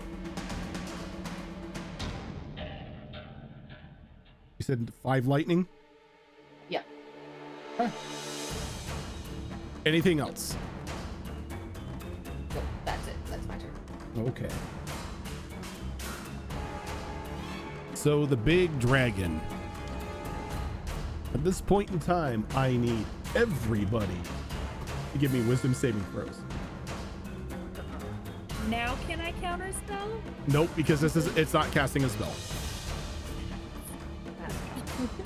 Doesn't matter, I already used my action anyway. just wanted to wisdom saving throw, you said? Wisdom. Wisdom. Oh shit, I didn't even realize that is a proficient saving throw for me. Alright, cool. We're wizards, Even man. better. If it involves the brain, we're good at it. Shit, I'm really good at it. Okay. That's the case. Why didn't you take prestidigitation? Because I'm smarter than that. I know how to wash my clothes myself. Yeah, I know how to wash my clothes myself. Trust me, if I had the ability to cast prestidigitation, I would be abusing it constantly. Yes. Oh, for sure. Yes. If you cast it on yourself every day for a year, You also forget, Goblin, went through catacombs, was in the dirt. I don't really think dirt and dirty bothers me much. Hence the long behind why I did it.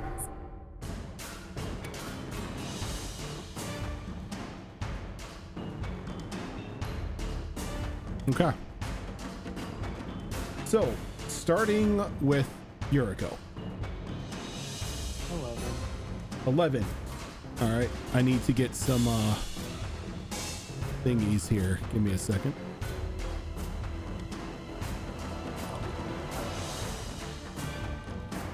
Official name. Names.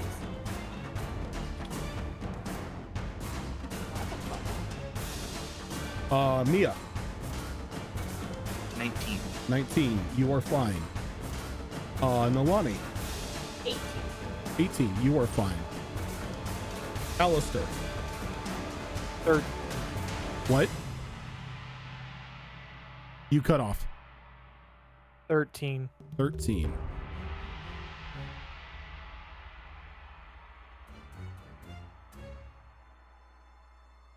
Azure Claw.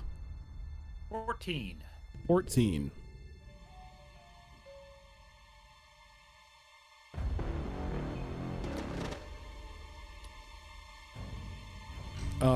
Kunkaval. That would be a 22. You're fine. And Kemek. 23. 23. You are fine. So those of you who got the are you serious emoji faces spinning around you, you are frightened for 1 moment, or for 1 minute. And at the end of each of your turns, you can make another wisdom saving throw to see if you can shake it off. This means I can't get closer to the dragon. I'm cool with that. Yeah, but half our fighters are out.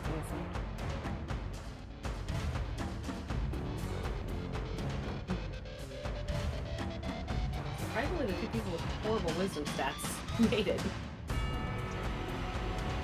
The funny thing is Azure Claw and Alistair cannot approach Mr. Blue because that would be getting closer to the dragon. Yep.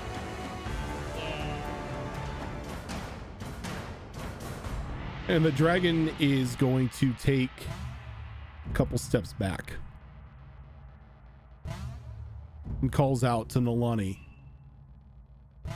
You. Oh, F. And that is the end of its turn.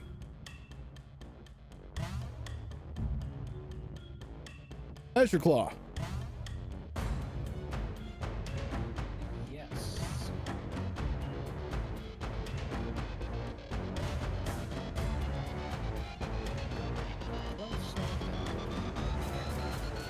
Don't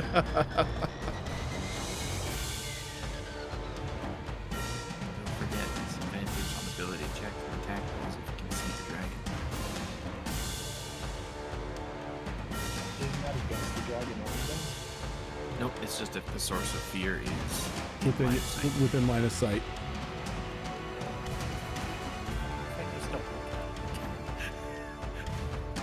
Well, then you're taking disadvantage anyway because you're just swinging blindly. So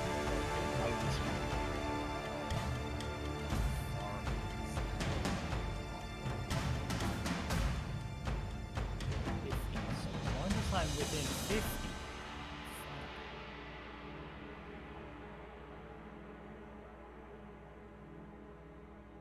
Yeah, a frightened creature has disadvantage on ability checks and attack rolls while the source of its fear is within line of sight.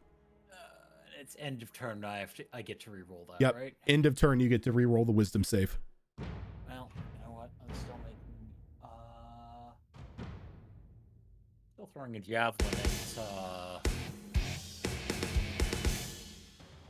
Mr. Frosty there.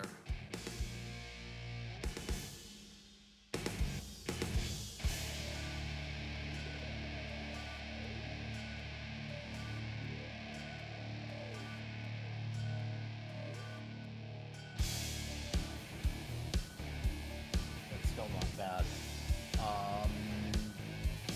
Does a 17 hit him? A 17 will hit him.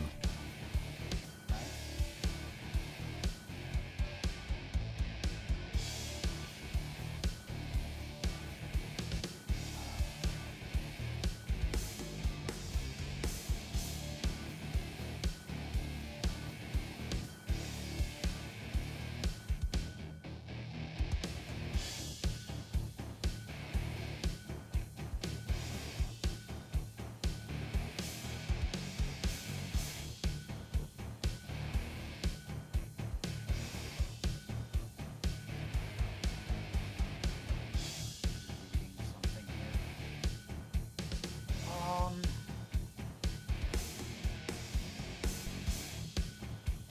With a weapon attack, it does not have to be melee. Okay. That's easy. Can burn one superiority die to get an extra D damage on it.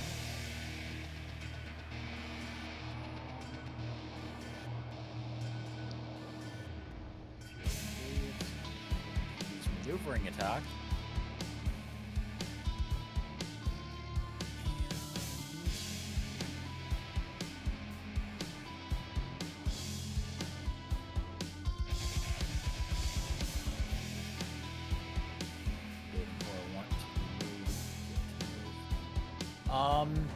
I'm gonna give that movement to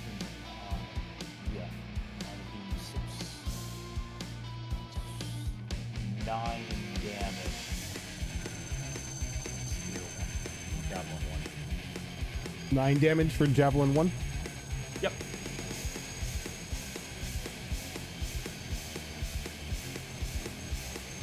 You know what? We're gonna just burn 1 more.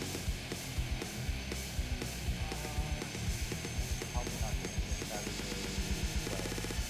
a 12. A 12 will not hit. And that is Mia, you get movement. up to half my movement, right? Up to half your movement in any way you want. Does not provoke attacks of opportunity. Okay.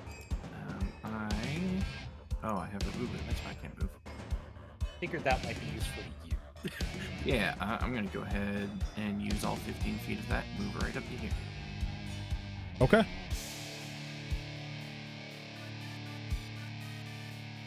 Don't want any more high fives from this guy. There. That is going to be all I can do there. He will use himself. Yep.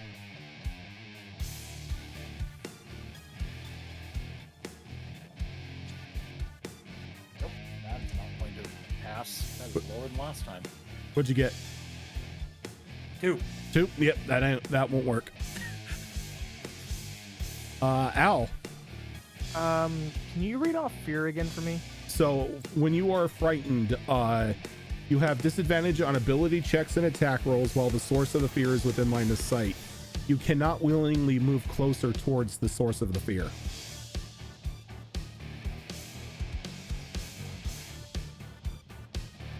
Okay. Meaning you technically can't move forward to attack the frost guy because the dragon is within line of sight. So, can I turn 180 degrees and walk forwards? No, you can't. Well, I wait. can't see it. Wait. No, because you cannot willingly move closer to it.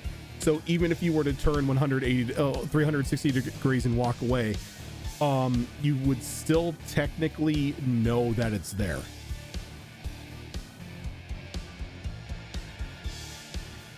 Okay, I have a better idea. I'm gonna ask Nalani to throw me. You can, but that would have to be on her turn. That's fine. I like to hold my action.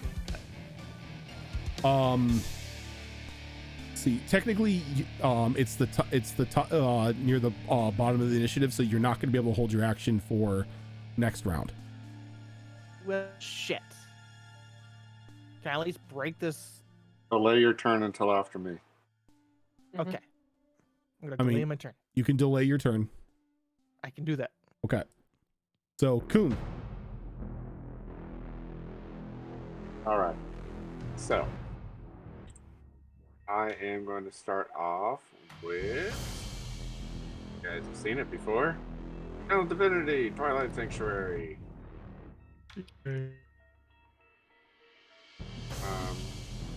So, around Kuhn, a 30-foot radius bubble filled with dim light.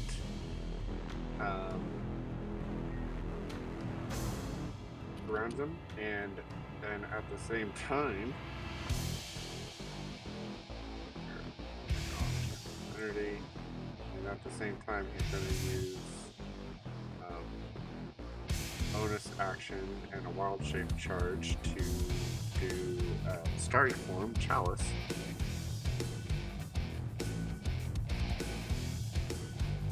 And so his joints and things start lighting up like a star constellation.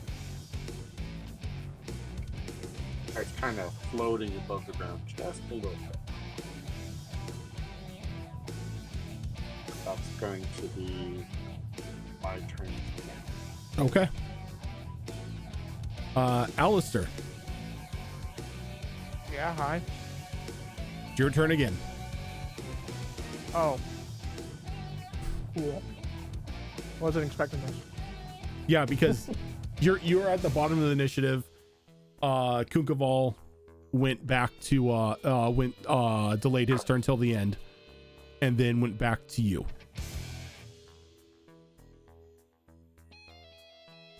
Can't keep delaying, can I? You could pretty much end your turn and roll the wisdom save again. Actually, I'll do he that. doesn't have to roll the wisdom save. He's in the Twilight Sanctuary bubble. He gets to remove one effect, either a fear or a When- charm. Let's see here. Bring Twilight Sanctuary up in the chat. I think it's at the end of his turn. he can- Yeah, it has to be at the end of his turn. Yeah, at the So end of you his have turn. you have to do something. I mean, you don't have to do something, but You have to do your anything. turn to do something that you can do. Then I can end your fight. I'll just do that. Okay. That's the one Well- Nolani to throw me. Real quick, you're a 4 elements monk, right? Mm-hmm. You should have access to some range stuff that could hit almost anyone. I won't Yeah. reach them. Yeah, Elemental you could do disciplines. Kamehameha. I don't have that. Because some of them have reaches of like 30 feet.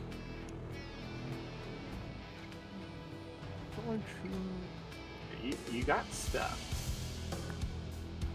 I'll have to look through that because I don't really have it on my sheet at the moment.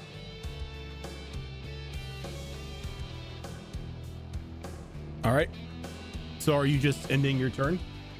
Yeah. Okay. I'm gonna remove the fear. I'll go ahead and just take that off.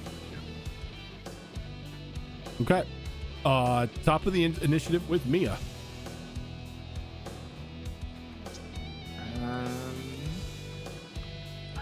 Those pixies disappearing really kind of changed what I wanted to do here.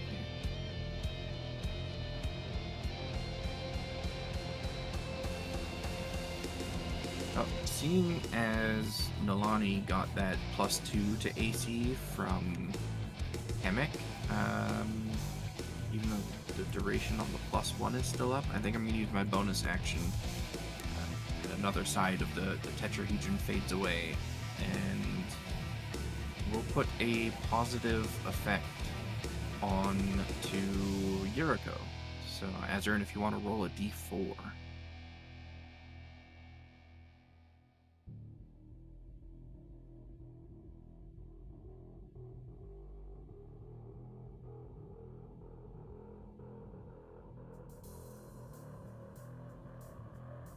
Azren, you are muted. Sorry, I rolled a 1. A 1, that is a +1 to your AC. That will last for 2 rounds, and I will keep track of that here on my paper.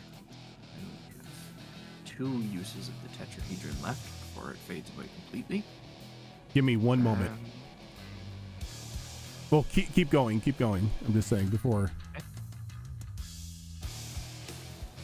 And I think... I feel like the dragon can probably make this save, but we're gonna try it anyway. I will look towards the dragon. My action.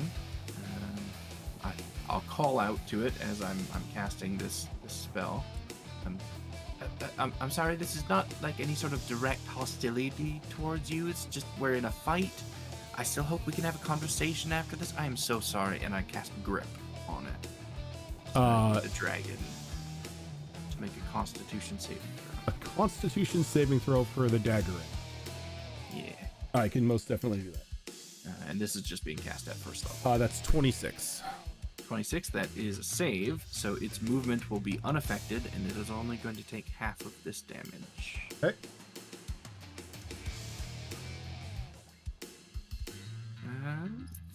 Not great damage, but damage is damage. It's going to take only 6 necrotic damage.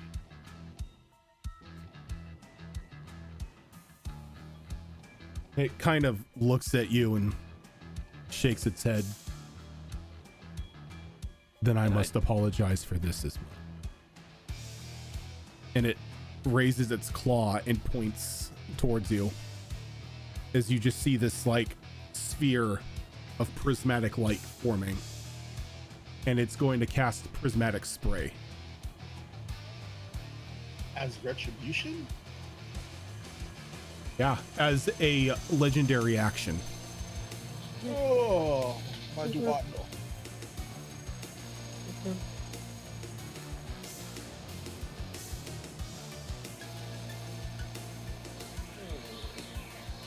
Come the fuck on. That's not happy at all. No, thank you. Please let that thing touch me. Fuck! Nah, dude, that. It is a 60-foot cone. Yeah. Saved. Saved.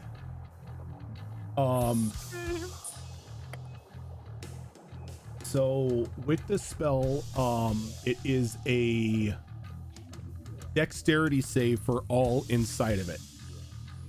Please, for the love of God. This includes the fairies and the frost guy because it does not discern between friend and foe. Actually, Alistair is not it. It would need to be Alistair is not in it. It has to be in more than half your square in order for it to count. You do not get raffle-coptered by that thing. So Frosty the snowman here is going to make it.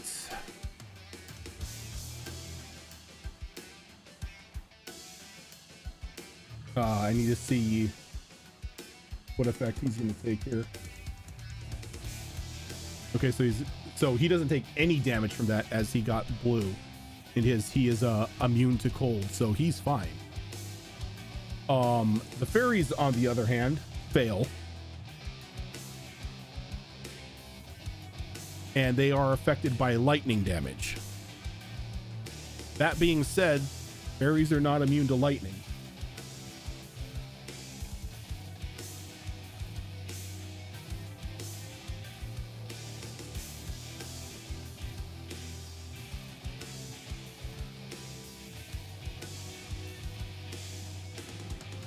As they are brought back in sight,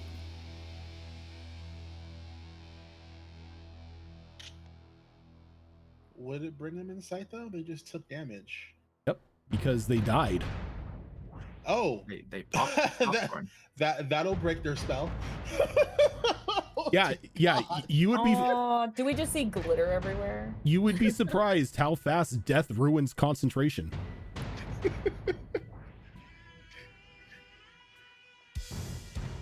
Though unfortunately, They just fall from the sky.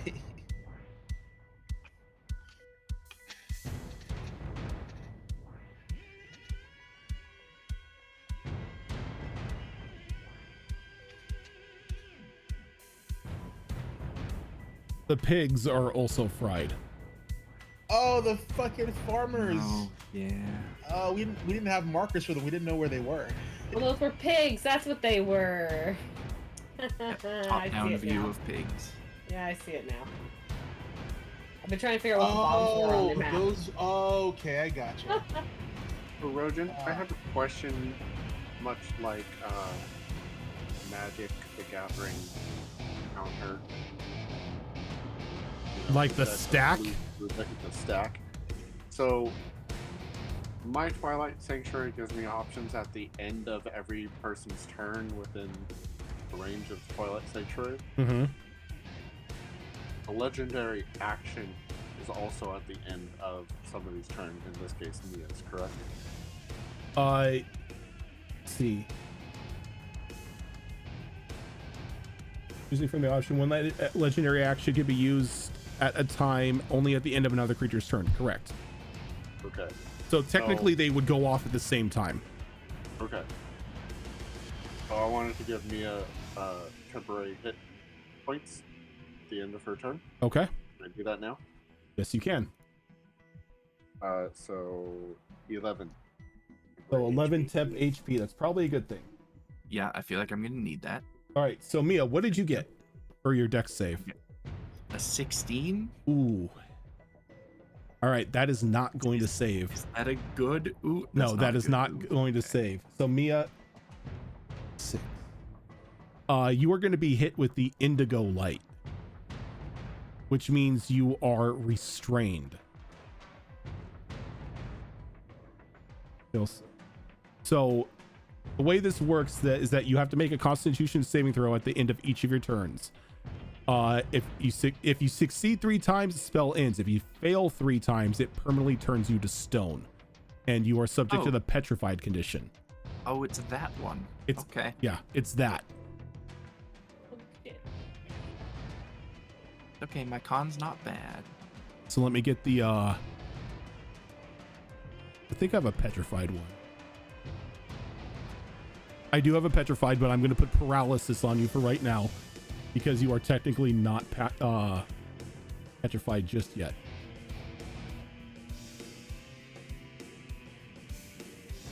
Okay. Yuriko. 18. 18. You will save. Yay! I was so hoping that would save. As you are also hit with the indigo light, but since you saved, nothing happens. Nalani. 24. 24. You saved. You are hit with the orange light, so you are going to take half of this as a save.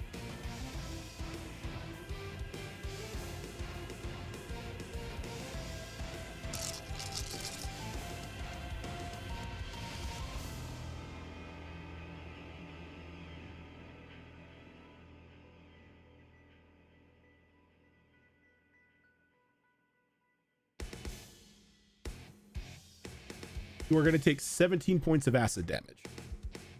I'd like to use Stone's Endurance to reduce that by a d12. Okay. And I'll reduce that by 8. So only take 9 acid.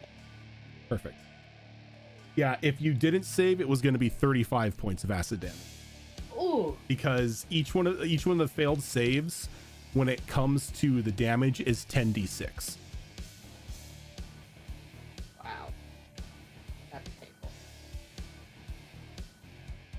But we will take Level 6. Level 6. But we will take that off of the table because that was just the legendary action. Jack Frost. So at the start of Jack Frost's turn here, I need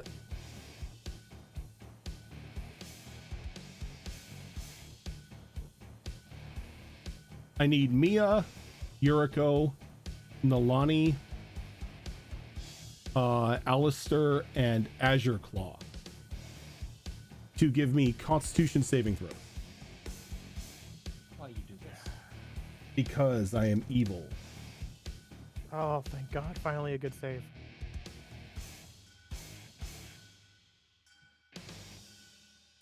I'm hoping his DC is lower than the dragon's. All right. So, Mia. I'm sorry, Yuriko. 27. 27. Let's see. All right, you are fine. Mia. 16? 16, you are fine. Nolani, Also got a 16. you are fine. Alistair, I got 21. you are fine. And Azure Claw, 19. you are all fine. So none of you take any damage from their chilling presence effect. But it is his attack. Gonna reach into his coat and pull out what looks to be like an ice spike. And he's gonna make 2 jabs at it towards Yuriko.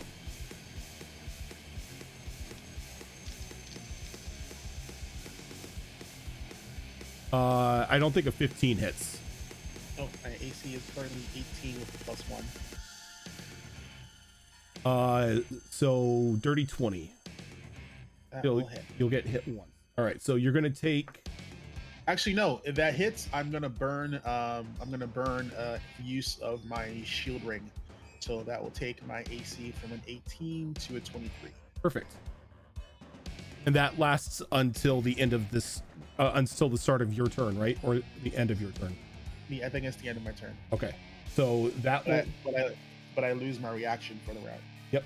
But okay. So and then the next thing is he just reaches out and he kind of just like playfully slaps your face, or tries to playfully slap your face.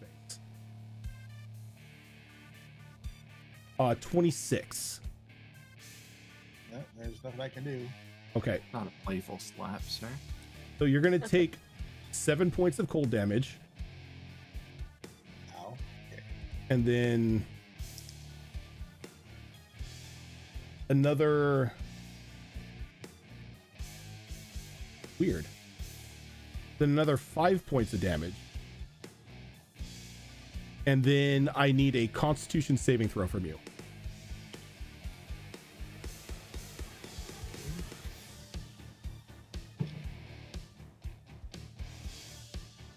Oh, that's a fail. That's an 11. Okay, so as he like slaps you in the face, you feel a bit of cold kind of wash over you as you feel ice beginning to form around your ankles and crawl up your legs.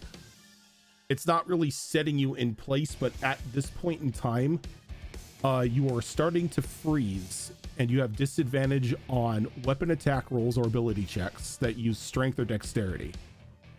And then you must repeat the save at the end of your next turn, or you become incapacitated and unable to move or speak as you freeze over. In my head, I'm gonna go. Really? There's nothing you can do about this? I thought you were the Snow Mother. You still get silence. I'm gonna have to start shopping around for my path abilities. It's like,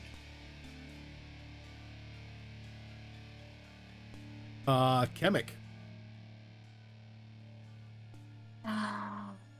Hey. Yeah, I'm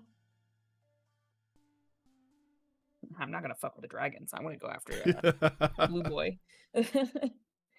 If I was Ash, hell yeah, but no.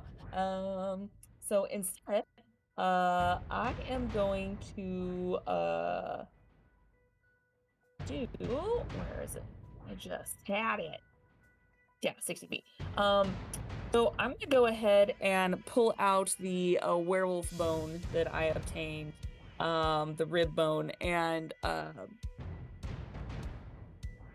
run my finger through it, creating the geometric wizard patterns on it, and slash it through the air as I cast Lacerate at Blue Boy. Okay. I don't think just a straight up attack. Oh no, that's right. He needs to make a Constitution saving throw, please. Constitution saving throw.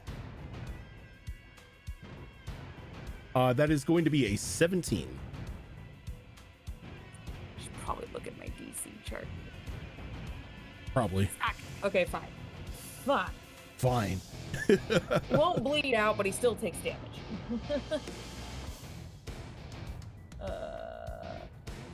Here. Well, this is 4d8.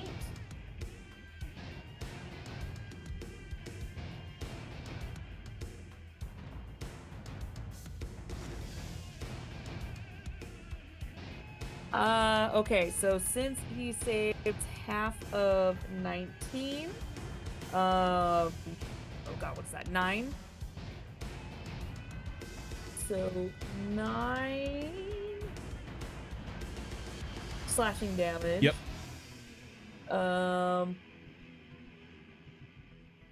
He doesn't take the cool shit because he saved, but all right.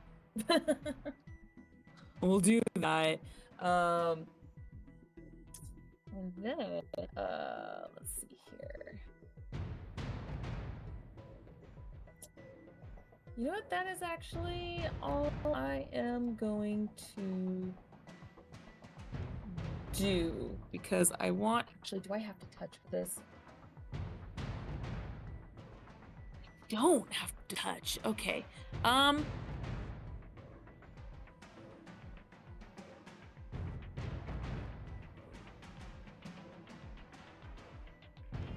have a question. I know. Oh, actually, no, they're not feared. The Kemek is going to yell out to Nalani and be like, "Nalani, would you like to get a little bit closer and just get to either the dragon or just wail on the guy in front of you?" Like the guy in front of me. Come, All right. as the dragon just calls out, "Your fight is with me. Leave the pipsqueak." Yep. Nope. That sounds Captain is like ignoring suicide. that and going to bonus action and going to write some geometric shapes in the air and slam it on the snow, and it creates a line surrounding Nilani's shadow. The glyphs kind of glowing within her shadow, and basically almost as if like a gust of wind pushes her 5 feet forward in front of the dude, the blue dude. Okay. 5 feet forward. Yeah, there you go.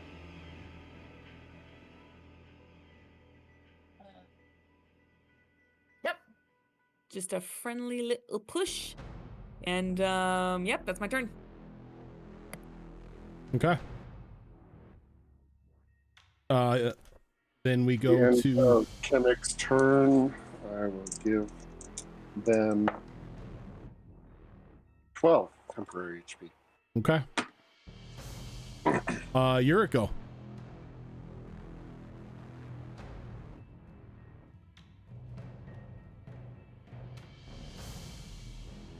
You're muted. I know. Just decided what I want to do. So I'm definitely gonna hit this guy. 'Cause fuck you, your playful slaps. Playful slap, pull on. Bam! Tap. Like, have you seen the movie American History X? Put your face on the curb. You have disadvantage. Remember. I know.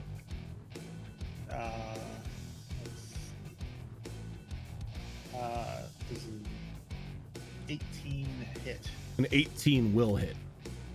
Good. So again, I'm using Green Flame Blade. Totally forgot I have that guy hexed. So,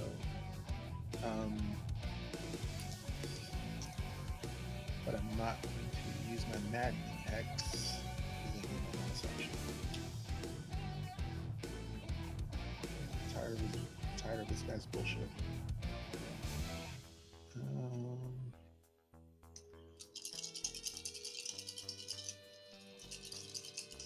See.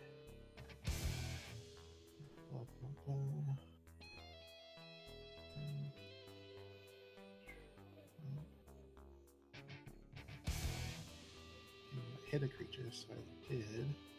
Alright, so I'm going to expend the superiority die to make this attack also a tripping attack. He needs to give me a Dex saving throw. No, strength. DC Oh. 15. DC 15 strength. Yeah, because it's the trip attack, not the trip. He's gonna get a dirty 20. Alright, so he doesn't get knocked prone, but he still takes the extra damage. So that's the bludgeoning, that's the fire, that's the extra damage, that's the hex.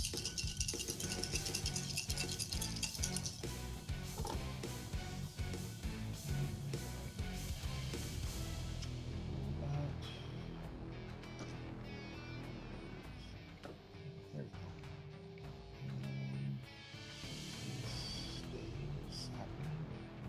That stays.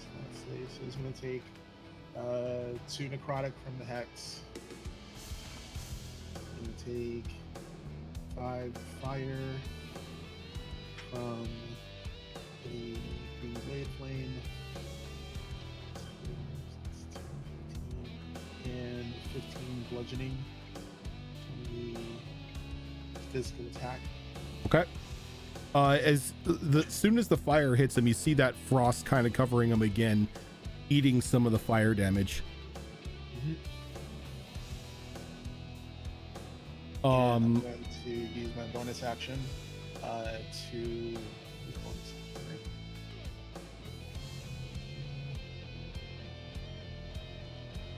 And a bonus action to action surge. And do it all over again. I think that's just a free action, isn't it? Yeah. Action surge. Action Yeah. surge is not. Action sorry. action Wow. surge is free. Ah, action. Okay, cool. Action surge is free. That's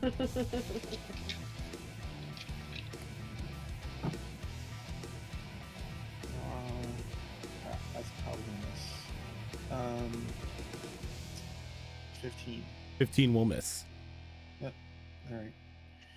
So action surge is a miss. I'm going to use my bonus action then to get back some hit points. With my second win. Ugh, I do not like me today. I only get back 8 hit points.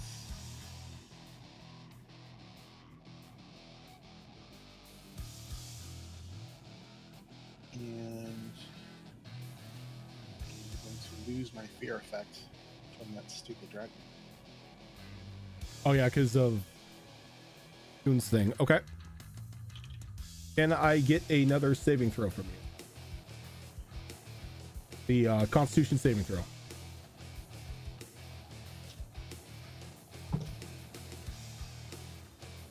Um, 17. 17. All right, you're able to shake off the cold as you stop freezing almost.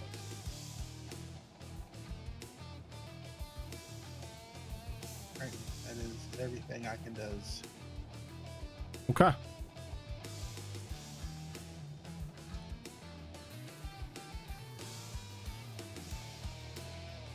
Nalani. We're going to start off with a bonus action.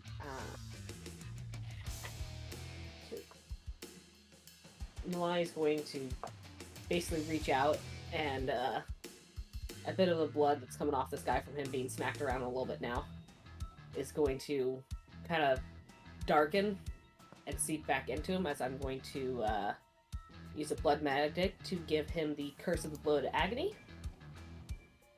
As I do that, a little bit of lightning will streak down my arm, burning my flesh as I amplify it, so it lasts for 1 round. But he will... for the duration, the creature has disadvantage on strength checks and dexterity checks, and takes 1d6 of necrotic damage if it makes one or more attack during its turn, as his body is starting to swell up. Well, that's just mean. He's gonna blow. He can make a con save at the end of each of his turns to end it. Okay, and how much damage does he take? He doesn't take any damage. I'm taking 2 points of damage to amplify it. Gotcha. Anything else? And then I'm going to go ahead and attack him. Okay. That's my bonus action. The first one will not hit, because that's like an 11. 12. Yep, that's not going to hit. The second one's going to be a 27. A 27 will definitely hit him.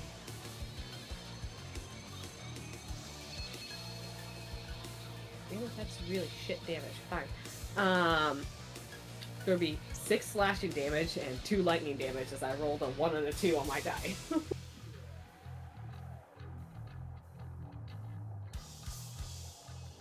Okay. Anything else?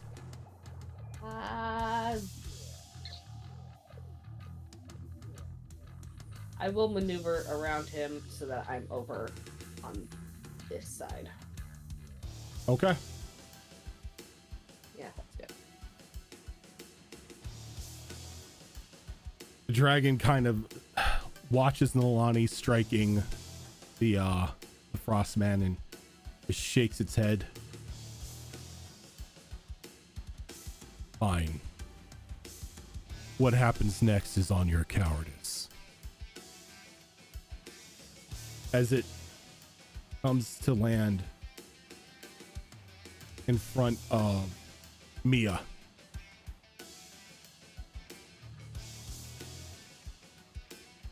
11 tip HP then. It's like, Milani. this is not personal. As it swipes at you with 2 claws. The first one is going to be a 19. That will hit.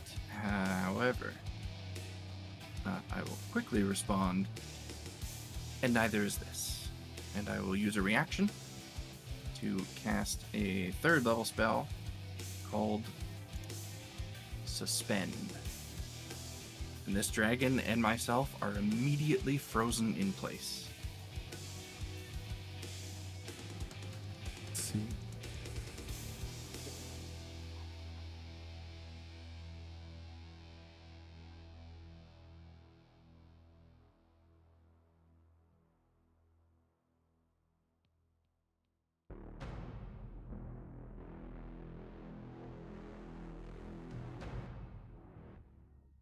Very nice.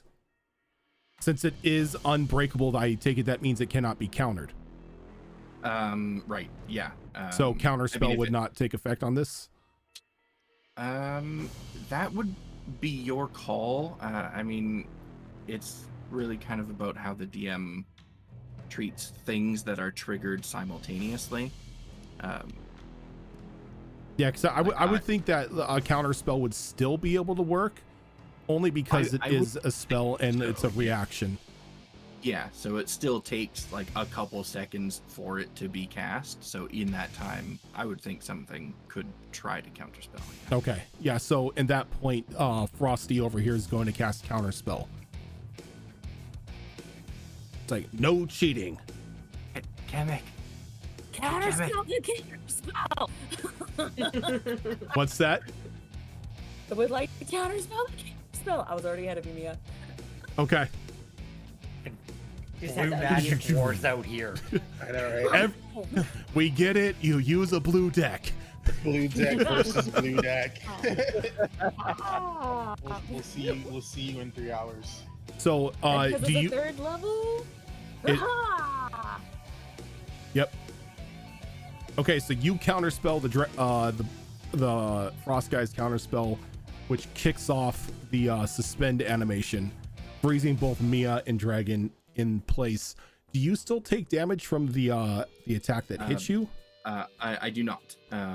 Because it says as a reaction to being struck by an attack. Yeah. So normally I like the attack is going to hit me, and then as a reaction I use that spell in order to negate what's going to happen. But the downside to that is I am now frozen in place, just like the dragon is. So it's pretty much like the dragon's claws, like inches from your face. Pretty much, yeah. It's a mean shield. Yeah. All right. Yeah, second And paragraph on that. Also, the dragon and myself are both immune to all damage until this is over. So unfortunately, my allies can't attack the dragon while it's in this state. It would do nothing because it's immune. My question is, when it's at the end of your turn and you guys, your frozen dissipates, do you still get hit? No. Okay. It's a counter spell to an attack. Yeah, pretty much. It's pretty much exactly what it is. And at the start of my next turn, that's when the spell becomes breakable by other people with like dispel magics and stuff, and then the dragon can also begin rolling at the end of its subsequent turns to end the effect. Okay. So Daggerin is frozen right now. Let's see.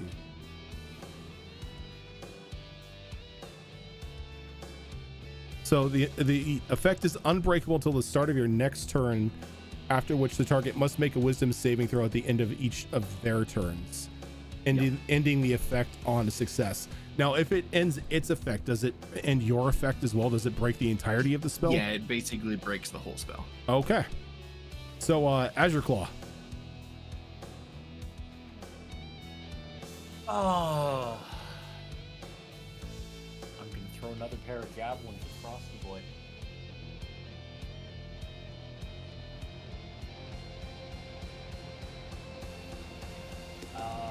Does a 15 hit? A 15 does not hit. Okay. Second one then.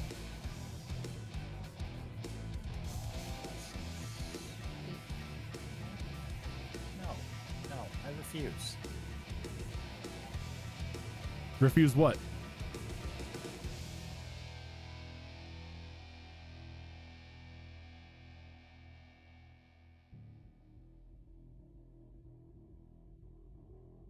Okay, you're gonna use precision attack. 15 plus an 8. 23? Yeah, we're into 23. 23 will hit. Now does it hit? Yes, it does hit.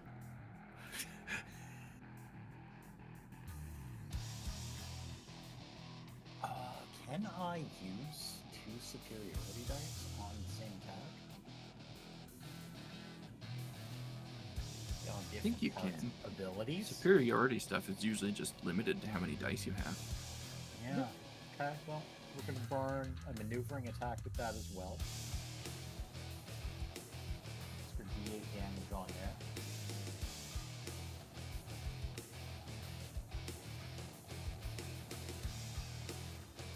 Uh, 14 damage. 14, just 14 piercing. Yep. And I'm going to give half movement speed right now to Alistair. Half my movement speed? Yeah, you can move half your movement right now. No attacks of opportunity involved. Freaking gorgeous. I'm gonna move right behind this fucker. It's like, hello, sir. I'm gonna be like that Dio meme, like, oh, I'm moving closer. Azure Claw can now remove the fear effect. Yep. I still get to roll for it. You don't have to. No, You're within you're- Kukavol's you're- aura, so you. No. Let him roll for it. I can roll for it, and if I fail, Then you Kukavol can can use it. dispel it. If not, I can get a different effect. Yep. Wrong. I will need that dispel, Kukavol. Done. A 4 is not going to make it. Actually, you know what? No, I'm going to choose to give you the HP anyways. Still feared. Why would you Just do this to me? You stay feared. You guys have some sympathy points. I'm running out of javelins, sir. It's a real problem. Sounds like you need the quiver Bologna, sir. Listen, I'm not supposed to be throwing these for very long. I'm only supposed to use 1 or 2. Kunkavol. Yes. Let's see here. Which of my squishies looks the worst for wear? That'll be me. No, I'm good. I don't think Chemic's taken any damage yet. No. In this entire campaign, that's actually not true. No, that's not true. Actually, you know what? No. Maybe. I think you've taken the least amount of damage out of everyone. Definitely take. I have a lot of nope, fuck this shit, I'm out moves. I'm above half Emic damage. does so. not want to be used like a football at any point.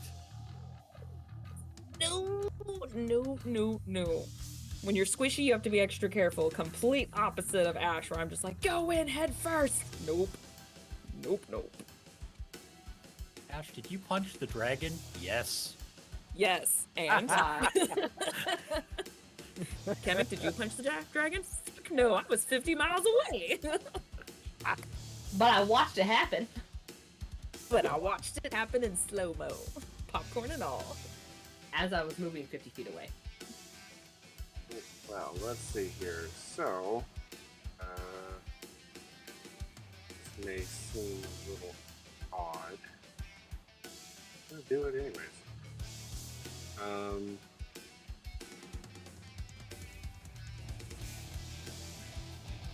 Cantrip.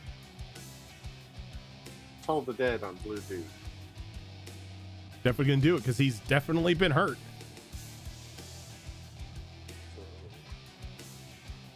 So, then it goes up to be 12. Oh, that's right.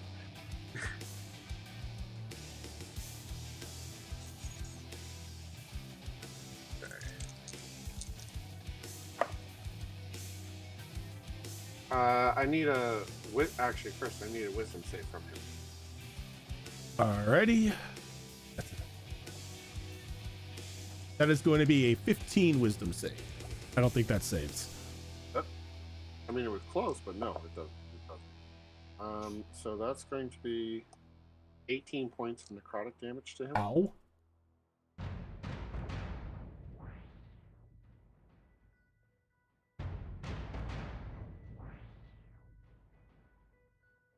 Okay. Anything Okay. else? Yes. 3rd level healing word on Alistair. Okay. That is a cantrip. No, that's a leveled spell. But it is a bonus action, so Yeah, it works. that's what it was. Ooh!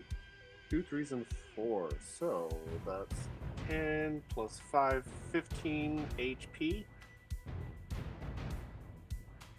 Fucking love you. And my chalice, my styrofoam chalice goes off.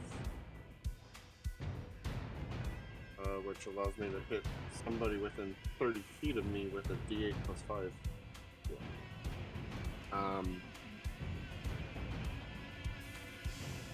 Ooh.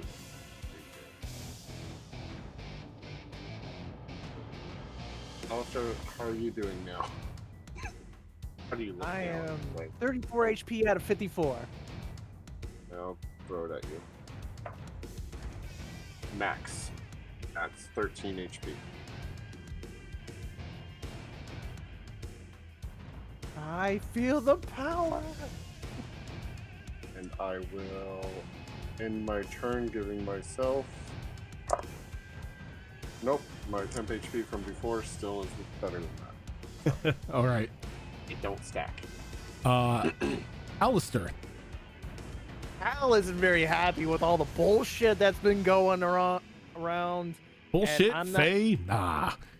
What you're Right. talking about. I'm not happy with Mr. Jack Frost here, so as a bonus action, I am going to rage. Oh, that's right. You're a barbarian too. That's why you're level Barbarian 5 monk. Yep. Barbarian, right? Yeah, I think y'all forgot he went barb over Yeah. here. Yep. I forgot he went barbarian. That's a terrifying problem. No one ever looks at the cards flashing on the screen. Right? I To don't be look at fair, the screen. Look, we're in battle Funny and no enough, one's Sarah, I already can in see- fair. That corner is blocked by my mic arm. And on Fair. top of Fair. being rage, I'm gonna tear a page out of Ash's book. I'm gonna grapple this motherfucker. okay. So, grapple check. And he has And I have disadvantage on his advantage on check. Yep, he has disadvantage because this is a strength-based ability. So, let's see what he gets. I don't think he's gonna fight if he's gonna break this. Yeah, that's gonna be an 18 plus 8, 26. Yeah, he got a 7. That's nice. Oh shit. Fuck him up, fam. Look, he's got a +2 to his strength rolls. I mean, it's not really anything, to write home about. And I rolled a 5. All right, so you got him grappled. Hooray! His floaty form. I think that's all I can do because I cannot suplex him. Not yet. Not until you get another attack. Well, I could action surge. Just kidding. Just joking. Joking. I was gonna say, you're not a fighter. You can't action surge. Now, if I dip 2 levels into fire and I action surge to do more spells. You can, yes. Yes. Because Technically, yeah. Because it says Yeah. action, it doesn't say Action, attack. yeah. Ah! Yeah. Technically, yes. It is action surge. Action surge, not. You not get another attack surge. action. Yeah. It just Oh my resets God. your turn. Actually, thanks. That's so how you funny. get multiple casts in a round, right there. And then you also take the meta magic adept feat, so you can twin spell everything. Oh my god, Chemical will remember this. Welcome to how to well, break your DM's mind 101. I was genuinely curious. I was not expecting that answer. I approve. There are some. There's effed up some combos really out there. messed up combos, yeah. Okay, so we're back up at the top of the round of Mia, who is currently frozen in time. Yep. So because it's the start of my next turn, the spell can now be broken by things like Dispel Magic or something that might break my concentration. Yep.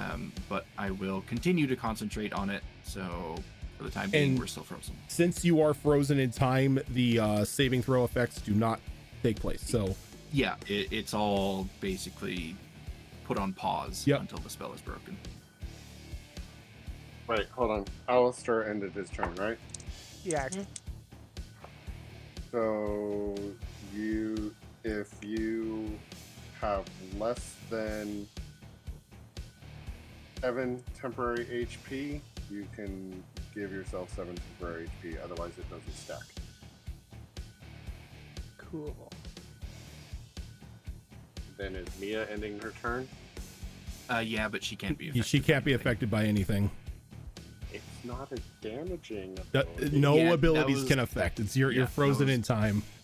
My bad. I only put damage in the description, but I should have put in the description that nothing affects them. That's fair. Except a time wizzy. Nope, not even that. Fuck your anti-time shell. She's gonna anti-time shell your anti-time shell and make sure that She just counter spells it You're because out she of doesn't time, want you out to be of time. frozen in time. That's No, okay. time is my thing. I've got other anti-magic things. We're good. All right, so Odag, I heard you like not being in time. So how about not being in time while you're not in time? Jack Frost, being grappled, kind of just sighs and drops his knife. Fine, you win. I won't fight anymore. But I still need to give this one. He kind of like nudges with his head over the Nalani her message. So, don't shoot the messenger. And he just remains in Alistair's arms because he can't really do much.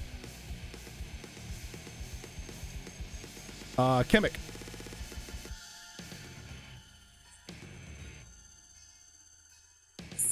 Slightly snorted Kemek confused noises because, like, oh, he kind of gave up. Okay. Do I kill him? Do I kill him? Put them in your bag. Yeah, but then I have to take out the crystal, which is fine. We're in an open space. I can explode here. If I'm gonna explode it somewhere, and right here, it'd be fine. But no. I mean, nah, Mia. Mia can't be damaged. She'll survive. Yeah, Mia will survive. Wait, did he lie? It's true. Did he lie? What does my special eyeball say? Just my eyeball. Please do not backseat in chat. No, he did not lie. No, either way, no, with that alone, like, just confuses Kemek. So Kemek, I'm gonna do what I originally planned anyway. I'm going to delay my turn until someone becomes hostile. One of the enemies. Okay. So I'll just keep you where you're at right now until somebody becomes hostile. Yeah. That is my play. Okay. Yuriko. Alright, so surrendered.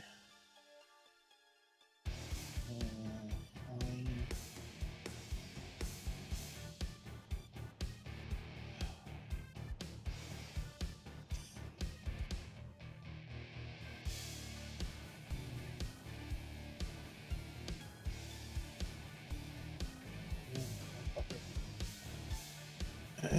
The dragon didn't give up. I'm pretty sure the dragon's gonna keep fighting us until it's dead or we're dead. So over here. And we have damage here. So that's gone. That's gone. Used one of those. Alrighty. Let's try and womp the dragon. You can't womp the dragon. The dragon that's is right. suspended in time at the moment.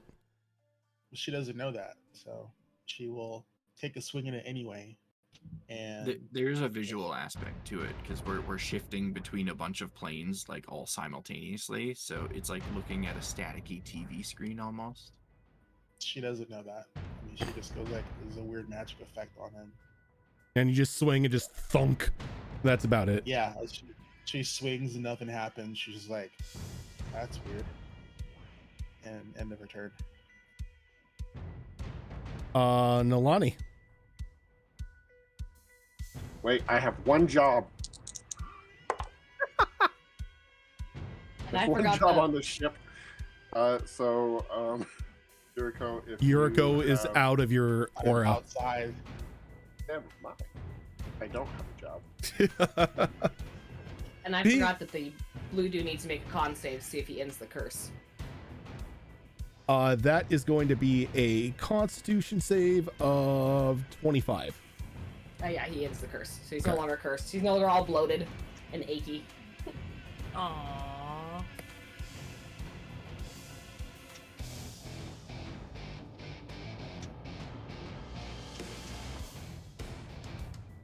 Okay. It's just Nolani, are you going to be aggressive? Or are No. you just going to accept the I'm surrender? gonna ask him what the message is. I mean, she doesn't ease her stance at all, so she still looks aggressive, but She wants an audience. who?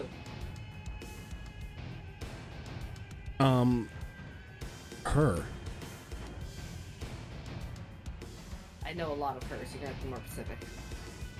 Well, if you tell the angry dragonborn here to let me go, I'll happily give you the letter. It's not your Or person. I can just take it. yes, right coat pocket inside.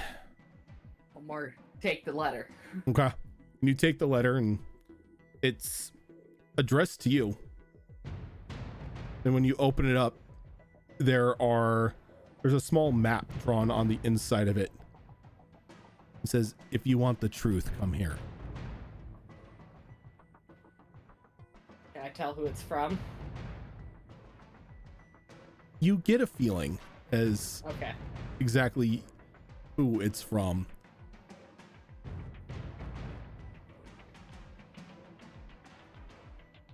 Now, can you tell the angry one to let me go? You gonna take your dragon with you? That's not mine. Technically, that's supposed to be your guide. But I don't know, you kind of pissed her off. Who in their right mind goes to fight a dragon on their own? You can't raise your hand. I right don't now, know. Frozen I don't time. know. Let me check campaign 2. Fair. I wasn't The even line born is a then. stupid idea.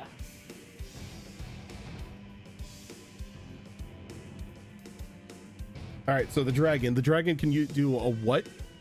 It can do a wisdom save at the end of each of its turns until it breaks free. It's still frozen in time.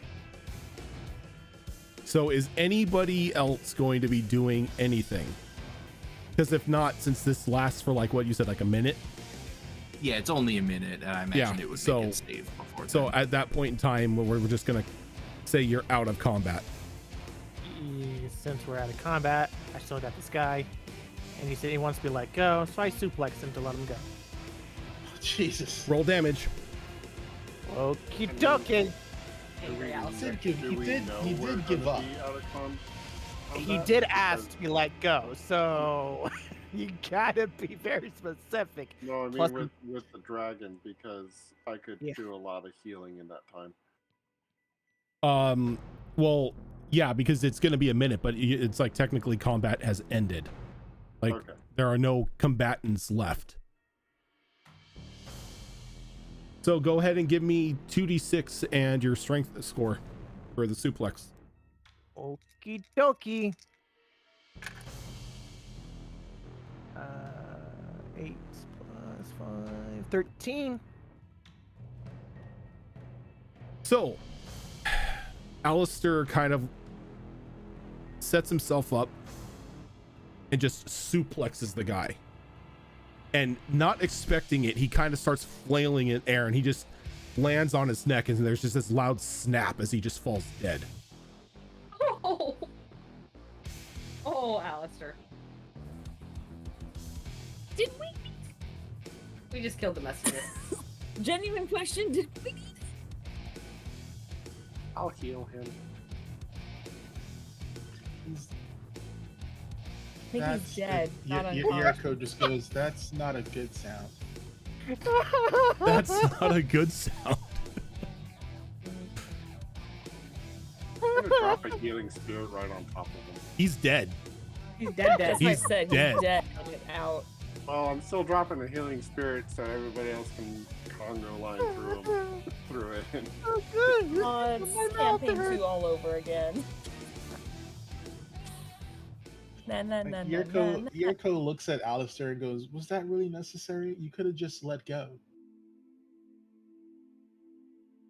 Sorry. Was a little too angry. So I'm getting too old for At this least we shit. got the letter out of him. You did say don't kill the messenger. a minute passes, You or just killed the messenger. whatever time was left passes, as both Mia and the dragon come back into reality.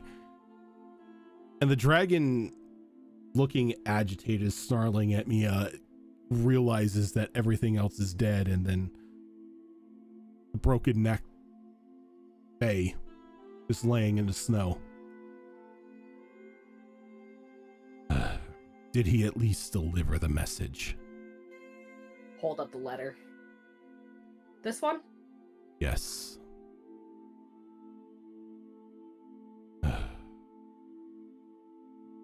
I guess there's no reason to fight now. And kind of shakes its head as it slowly transforms into another Goliath.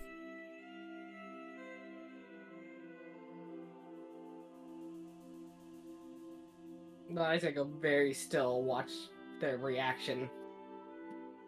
How they behave themselves for the next few moments. And she is now extremely untrusting of this thing. And real quick, do I need to be making saves right now? Yes, you do. Because I can't end that. And what kind of save was that? Constitution? Constitution.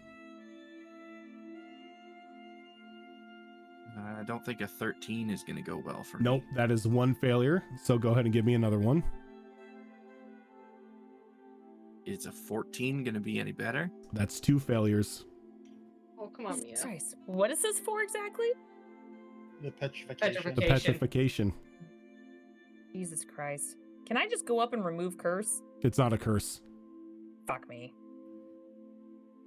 Is a 19 going to go well for me? That's one save. That's two saves. That's one save. It's not that 20. No, didn't she save before? No. The first two effects? No, as soon as I was inflicted with it, that same turn is, or the it following turn is when I yeah. did Oh. the thing. All right. And unfortunately, that last one was an 11. Huh? Guidance it. What'd you say the last one was? 11. 11. As Mia's kind of standing there, as you all just see her turn to stone.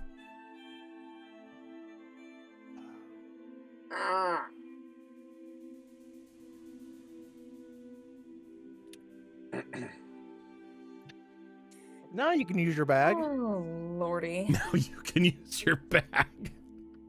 You can't carry your back somehow. And seeing how Mia was carrying our carriage. It's now in a bag that's been turned to stone. No. Well, the bag itself is turned to stone because it was non-magical. Because anything that they are wearing when they're petrified that is non-magical, that it's wearing or carrying, is turned into a solid inanimate substance, usually stone. But any magical items are not affected by that. Does the hat turn to stone? The hat does, yes. I don't have a magic hat yet. Goals. And I don't have greater restoration yet. You know, I'm supposed to be focusing on Sonata and a few other characters I need to draw. I don't need to draw 2 characters. Hey, for I'm not dead. Foxes. I'm just petrified. Yep. There are 2 ways to remove petrification: greater restoration or a wish. I mean, Oh yeah. Eric's ain't here, so. Yes. Ugh. So it kind of points to now the solidified Mia. Sorry about that. More point to the dead guy. Sorry about that. I don't care. I was only And here you to fix her. I fix her. No, that is not something that is in my wheelhouse of skills, unfortunately. I am not a healer.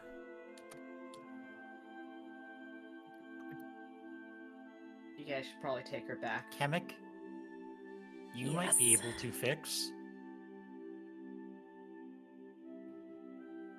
What did you have in mind? 1 second. As much as I would love to be able to have the ability to reverse time, I. No, Mr. Not Freeze, quite Mr. Freeze there didn't yet. have greater restoration either.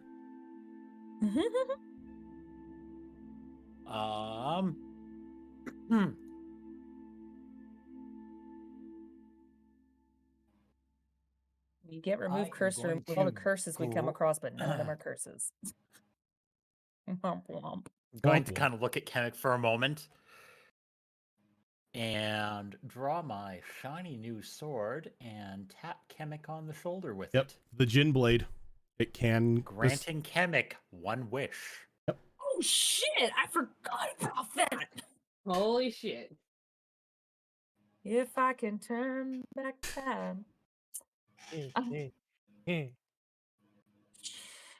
Chemic will just kind of blink at you at first, not knowing what this blade does, and just like, I didn't realize you had the ability to knight someone.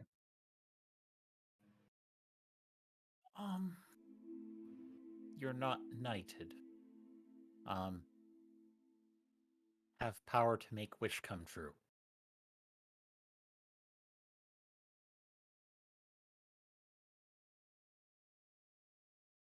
For Travala. Okay. I wish for that's all awful. parts of Travala to arrive. Decipher this goddamn for me. No, that ruins half the fun. Chemic will then like blink again and go, is that the energy I felt? You gave me a wish. Do I understand that correctly? As Carla nods enthusiastically. This is good to know. Points to Mia. All and right. fixed. All right, then. I'll see what happens. As Chemic Before you goes up. before you Oh. make the wish, do you actually know we haven't taken a break yet? No, we haven't. Let's do have not a taken one all very, very, very quick break so we can get up, freshen up our drinks, and you can figure out how you want to word this spell or word this wish. And then when Okay. we come back, we'll find out what's going to happen. Oh, All God. right. You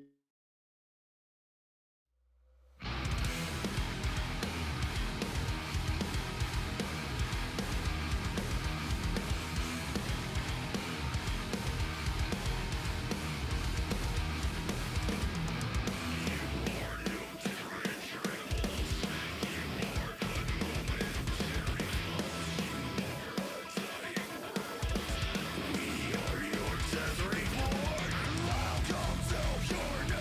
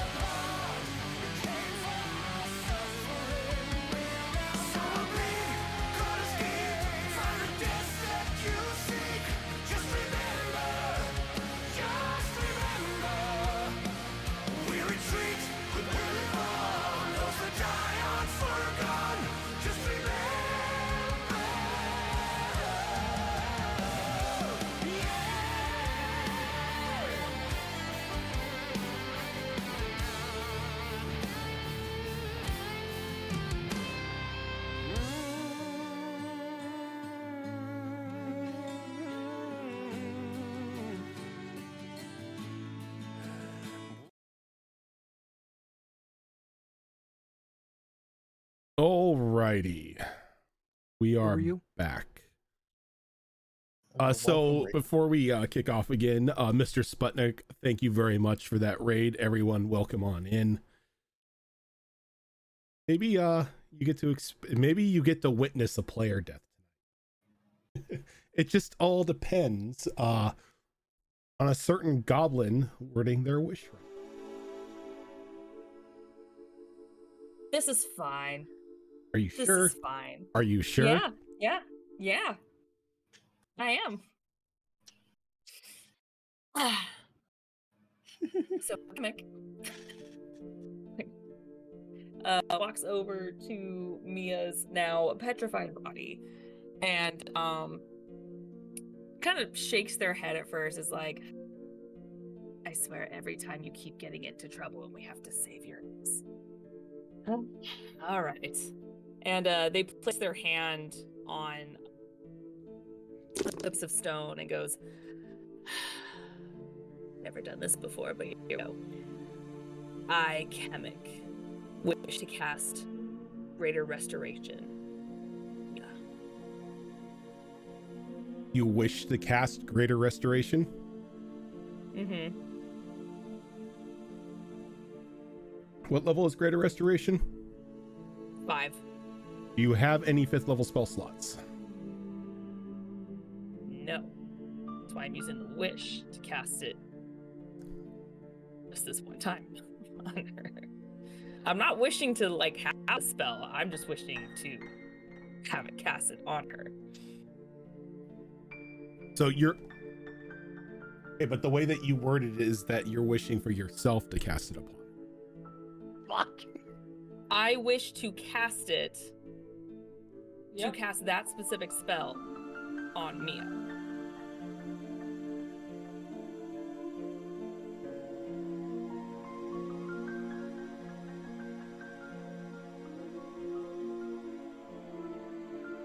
You feel something kind of like a bit of a hum inside of you. It's like you place your hand on Mia, but you don't feel anything passing through you.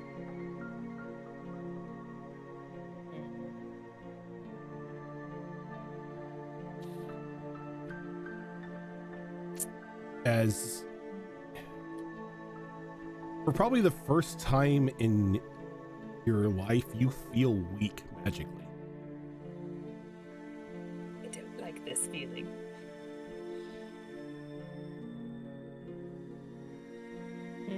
Okay.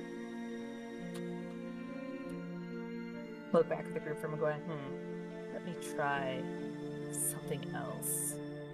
Did not seem to take.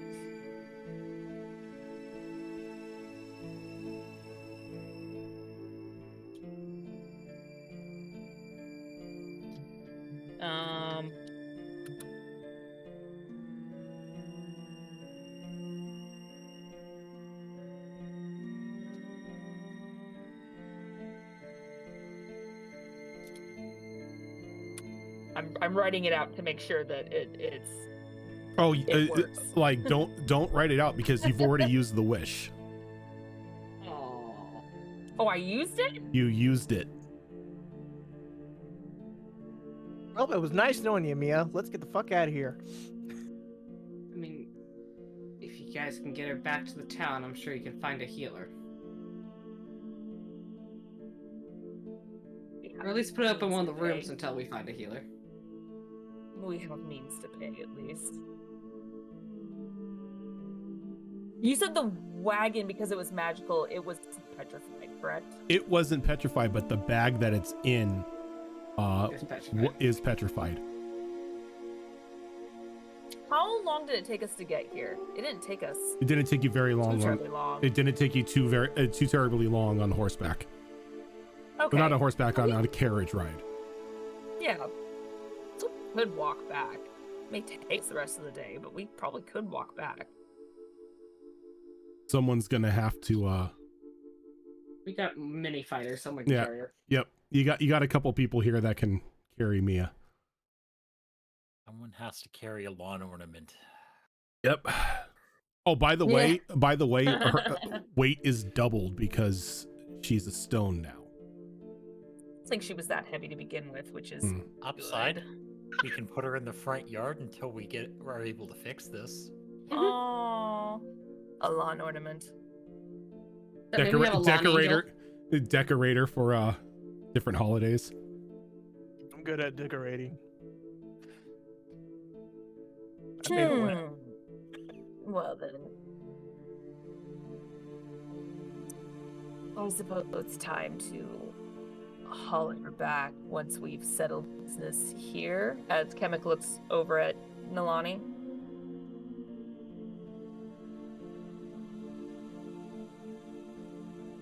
Fortunately, I think I'm going to follow the dragon for now. It's been something that's bothered me since we went to the library the first time. And she holds up the papers I had you transcribe earlier in the day. The story doesn't match. It doesn't match what Because the dragon's it's been passed down in the clans for history. Is the dragon still here? Yes, Or Goliath? but the dragon is okay. in its Goliath shape right now. Got it. Okay. Can I give the Goliath a once over and see if I see any familiar markings on him? It doesn't have any markings. It doesn't, like, unlike Milani, who's got like various markings on her, they're devoid of it. Creeps Milani out even further.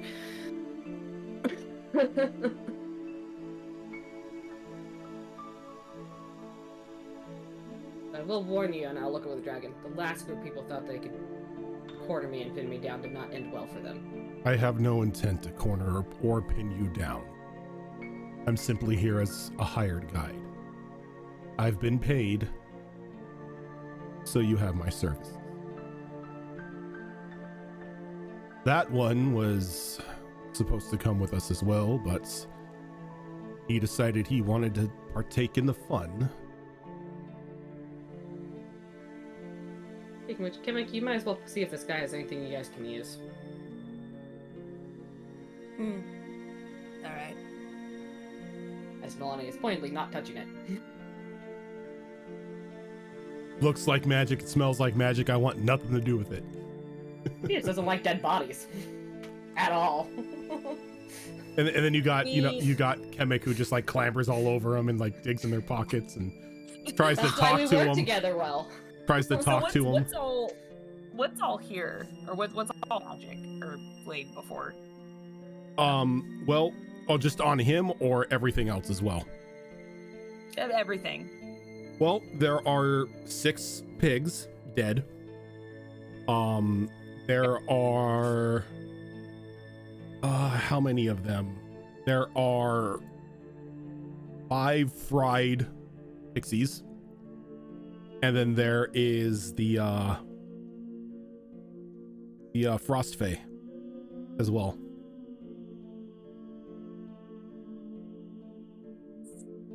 So, Hammock's gonna focus on the frost fae first, and when they're done, I would like to take one of the fairy bodies with me. Easy enough. They are small creatures. Put them in a jar. You're gonna need a yeah, I would say you could probably put them in a jar. You just like At put this you rate, just I'm gonna need more chemicals. you just stick like a crispy fairy in a jar, or crispy pixie, I should say. They're not fairies, they're pixies. Put some of the.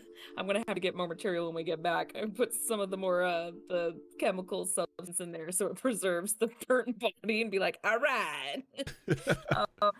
I'm going to And I feel like Kemek's gonna have a room just full of like dead things in jars. You know what? That's one of the reasons. That's what's to be in the mage lab. Actually, it's just gonna be just a shelf full of jars. I mean, eventually this one wants a freaking tooth and eye, so who knows? Mia might be joining. The Fae. I want to see if I can find You know what? Screw it. Yeah, I'll do detect magic and see if I can find anything on that person, and then if I do, I want to identify it. Okay. So, pull something up here real quick. Okay. I cast detect magic, but I will sit on my ass and spend 10 minutes to identify every damn thing I find. Okay. Because Wizzy. So you cast detect magic. Yeah. And you sense the presence of 2 magic things. Okay. With the spell, you're able to find them as well. One of them is this small leather bag that has a set of jacks and a bouncing ball in it. God. Okay.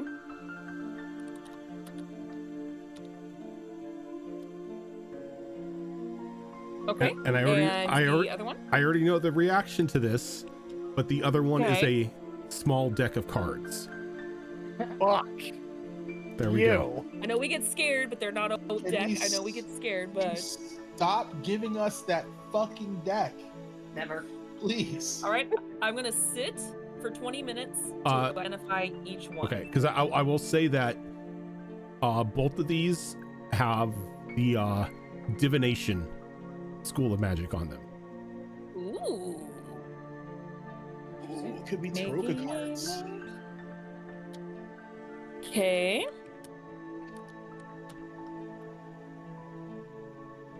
Gabo's ready for those sweet, sweet beats. So, the jacks themselves. When you take an action, you can play a single go of jacks. If you successfully grab the jacks before the ball bounce, you know how jacks works. Yes. When you do that, you can add the number of jacks that you've grabbed to either the next attack roll that you make or the next damage that you apply.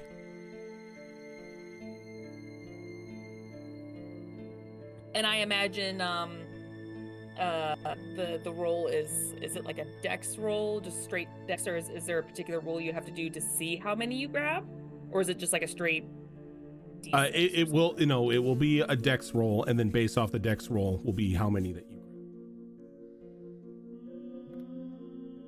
Okay. Okay. And the small deck of cards. The small deck of cards is, how to say this, is known as a dead man's deck.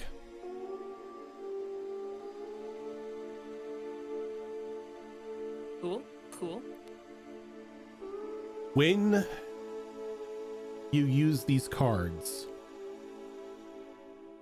you know the location of all deceased, of all dead bodies and undead within 500 feet of you.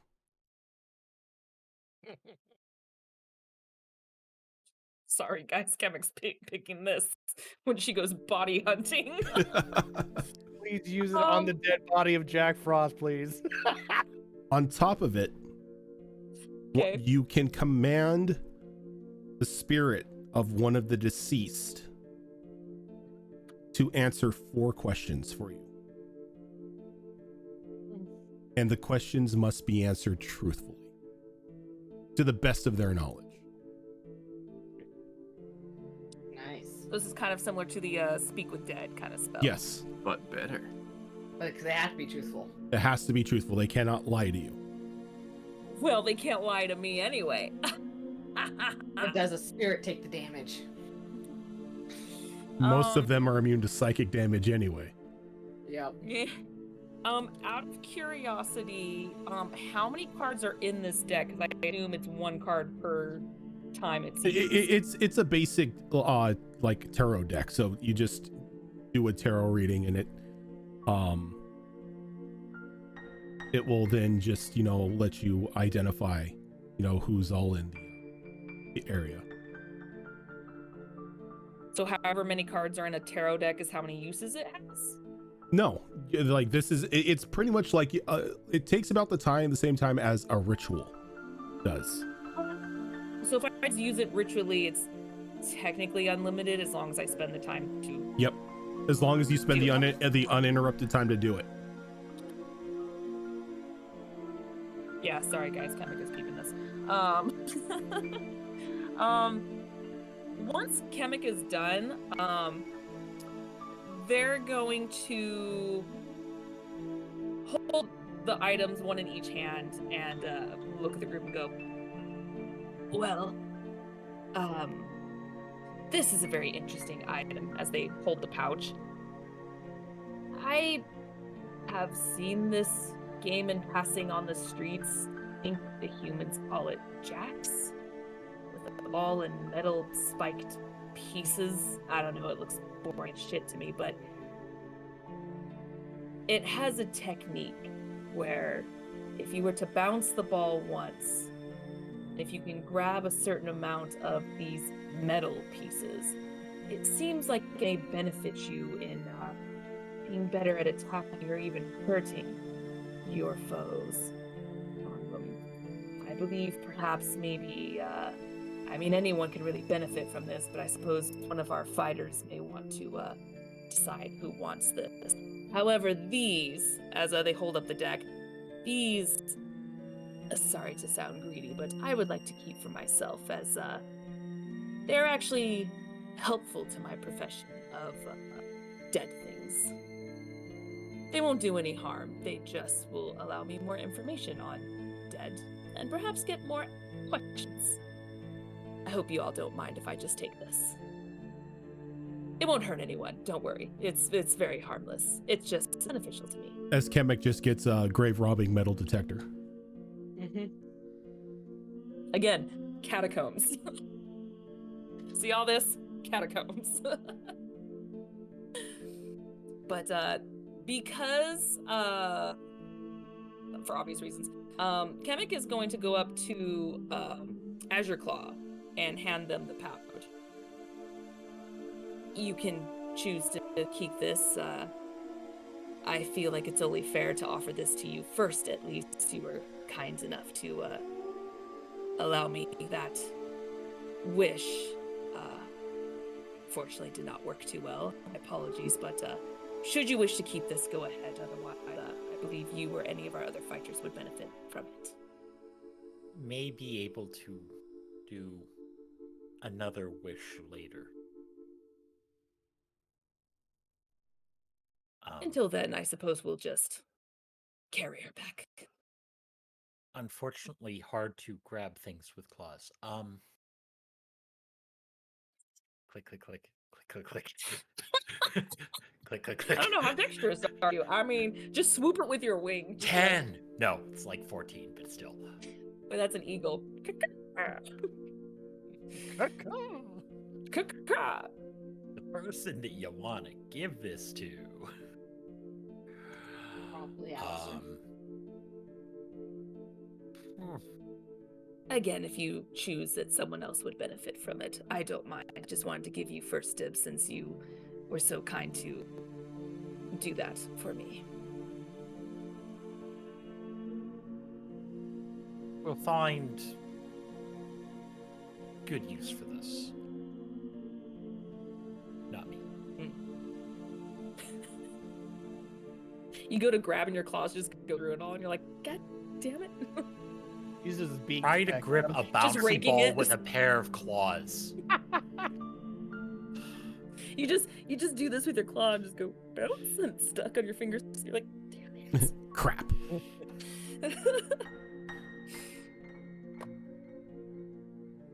Make before I go. Yeah, okay.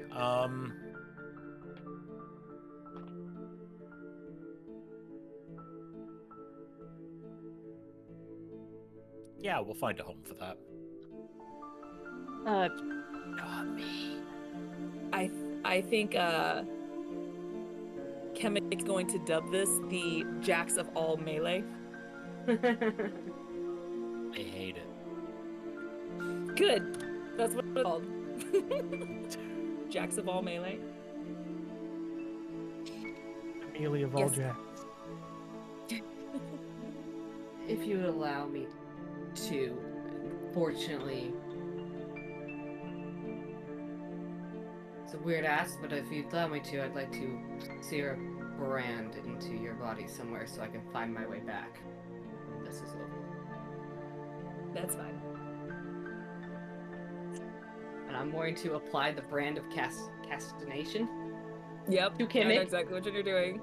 Yeah, I mean, it technically deals damage if I can see you do damage to creatures, but I'm not going to see you do damage to creatures, so it's fine. Yeah, it's fine. Even if I take damage, I'm at full health, so it's not like I doubt it will do 55 fucking damage. The important thing is, Yeah, is I always know the direction to the branded creature as long as it's on the same plane as I am. Yep. So Kemek will, not knowing how you're gonna do it exactly, they just kind of hold out their arm and pull their sleeve back. Just be like, all right, whatever you need to do. I'll probably just take a dagger, make a little blood well up, and then trace the brand in, and then it will sear into the skin. Because I have to damage you in order to do it, so you take a little bit of damage. That's fine. And Kemek, how long does this brand last? The I bland think it's- lasts until I use it again, or it is Yeah. dispelled. Gotcha. Yeah, it's a really good one. And yeah, till I anyone dis- who sees this, oh, or I dismiss it. I who can sees this, dismiss it. sees yeah, just Kemek like maybe hisses momentarily from like the initial pain, but then it's just like, meh. It's like, Yeah. this is fine. Yeah, that's till I Yep. dismiss it, or until I use the feature to apply the brand to a new creature, or dispel magic. That's why I'm waiting for Nyrix to do it. Yeah, so, yeah, as soon as they're done, they'll pull their arm back and be like, are you sure you should stick? I should probably stay with you just in case. I'm not sure how long this is going to take. Where we were going, you would quickly perish.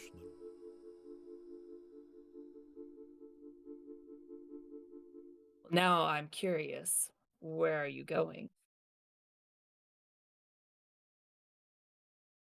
Far north.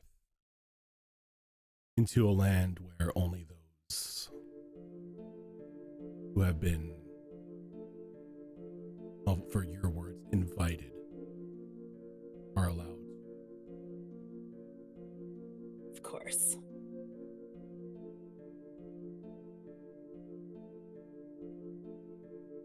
This Fine. one needs to speak to Our Lady. Goliath things. Very well. If, we have really no way to communicate with each other, do we? But now I know where you're at all times. You know what? What? Hold up. I know I wrote it down.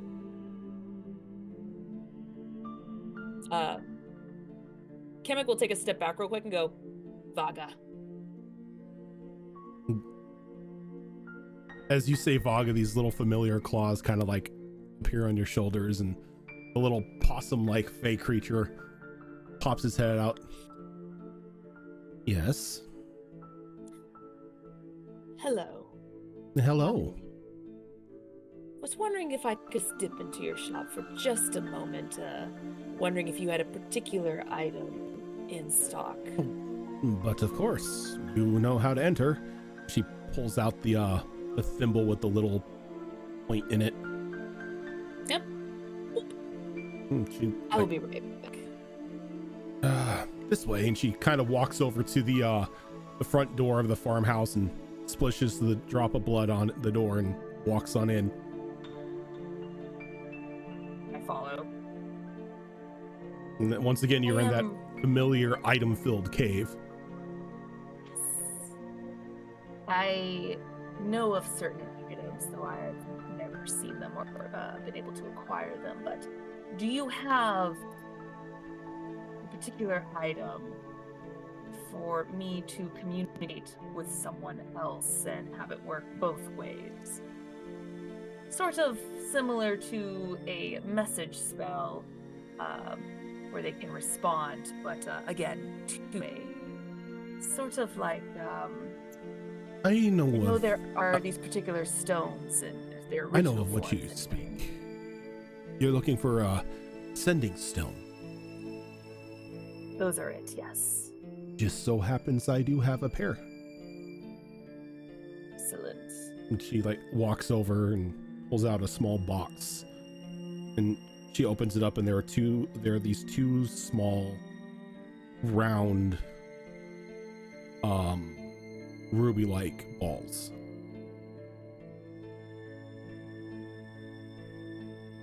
How does 5 months sound for these?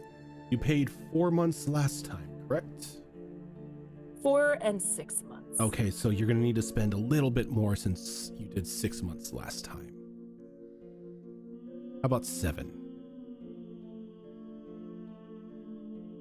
Hemmick lowers his eyes and they're like, I see. 7 will work. 7 it is.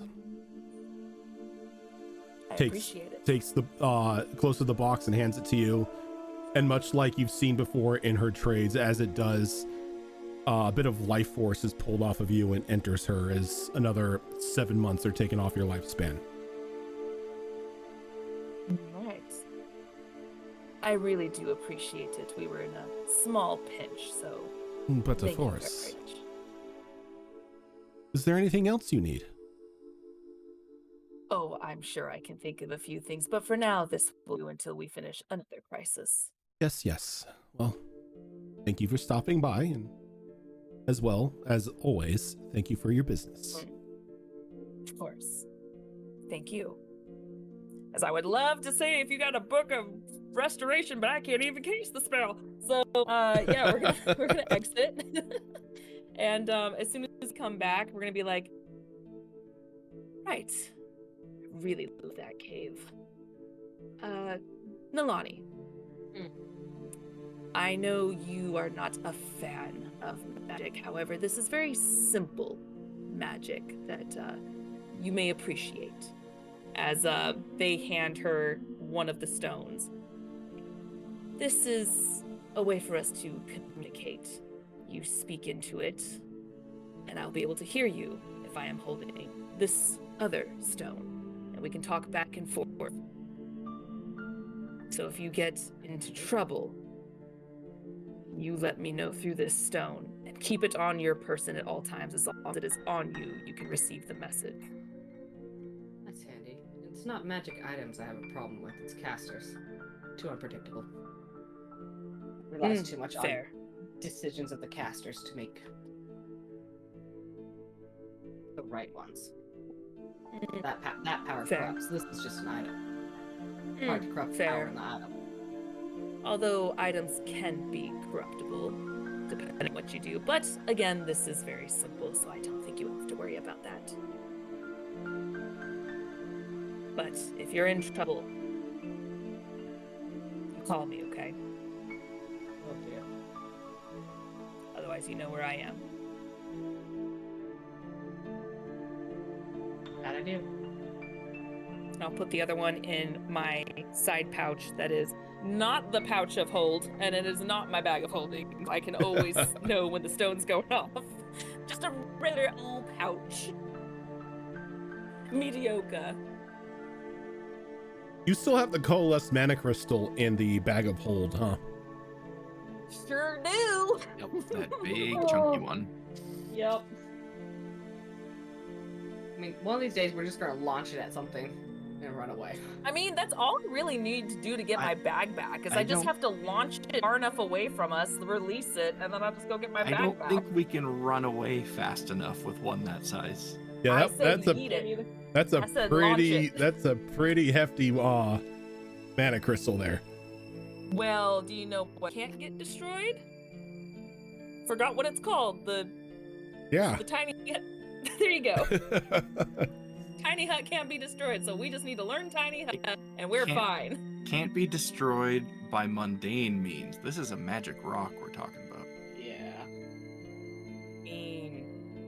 I'm just saying, if an ancient dragon can't get through it, We're I'm really just gonna saying have there's a we're chance the really crystal gonna can't. have to sit down and figure out what the yield is for coalesced mana crystals depending on their size.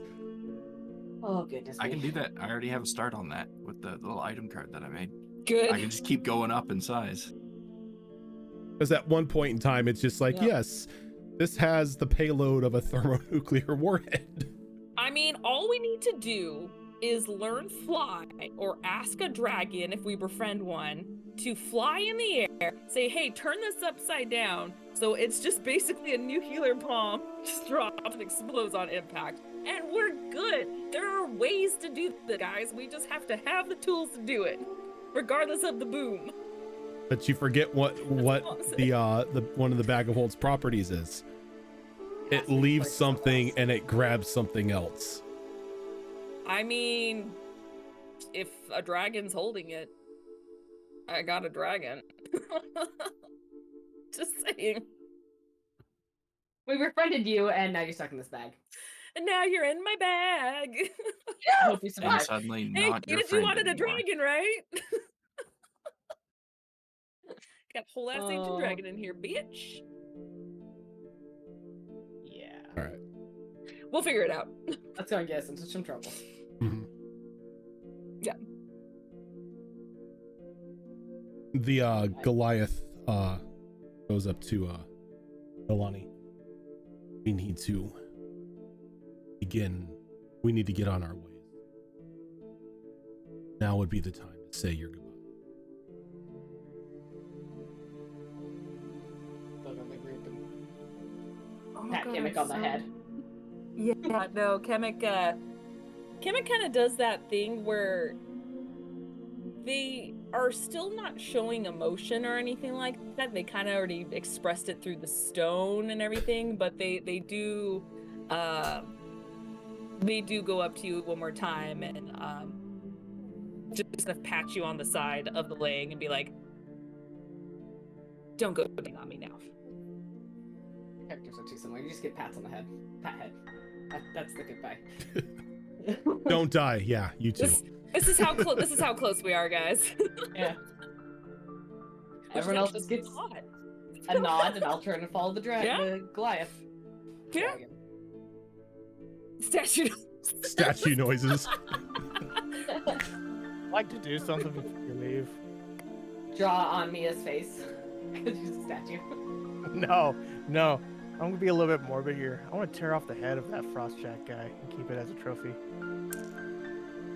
Okay. As you do that, you notice that the body and the head pretty much explode into like a hail of confetti. God damn it. Hey, I like to keep the confetti. okay. You have like a small handful of confetti in your possession now. Yay! Now I'm gonna sprinkle on Mia.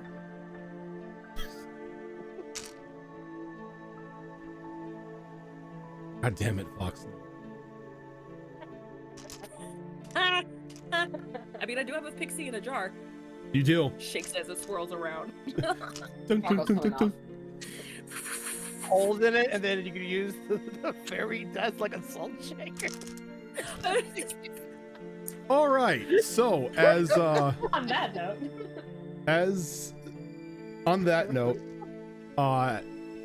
Nolani begins to walk away with the other Goliath / dragon heading towards the north to a fated meeting that she must have with the Snow Mother.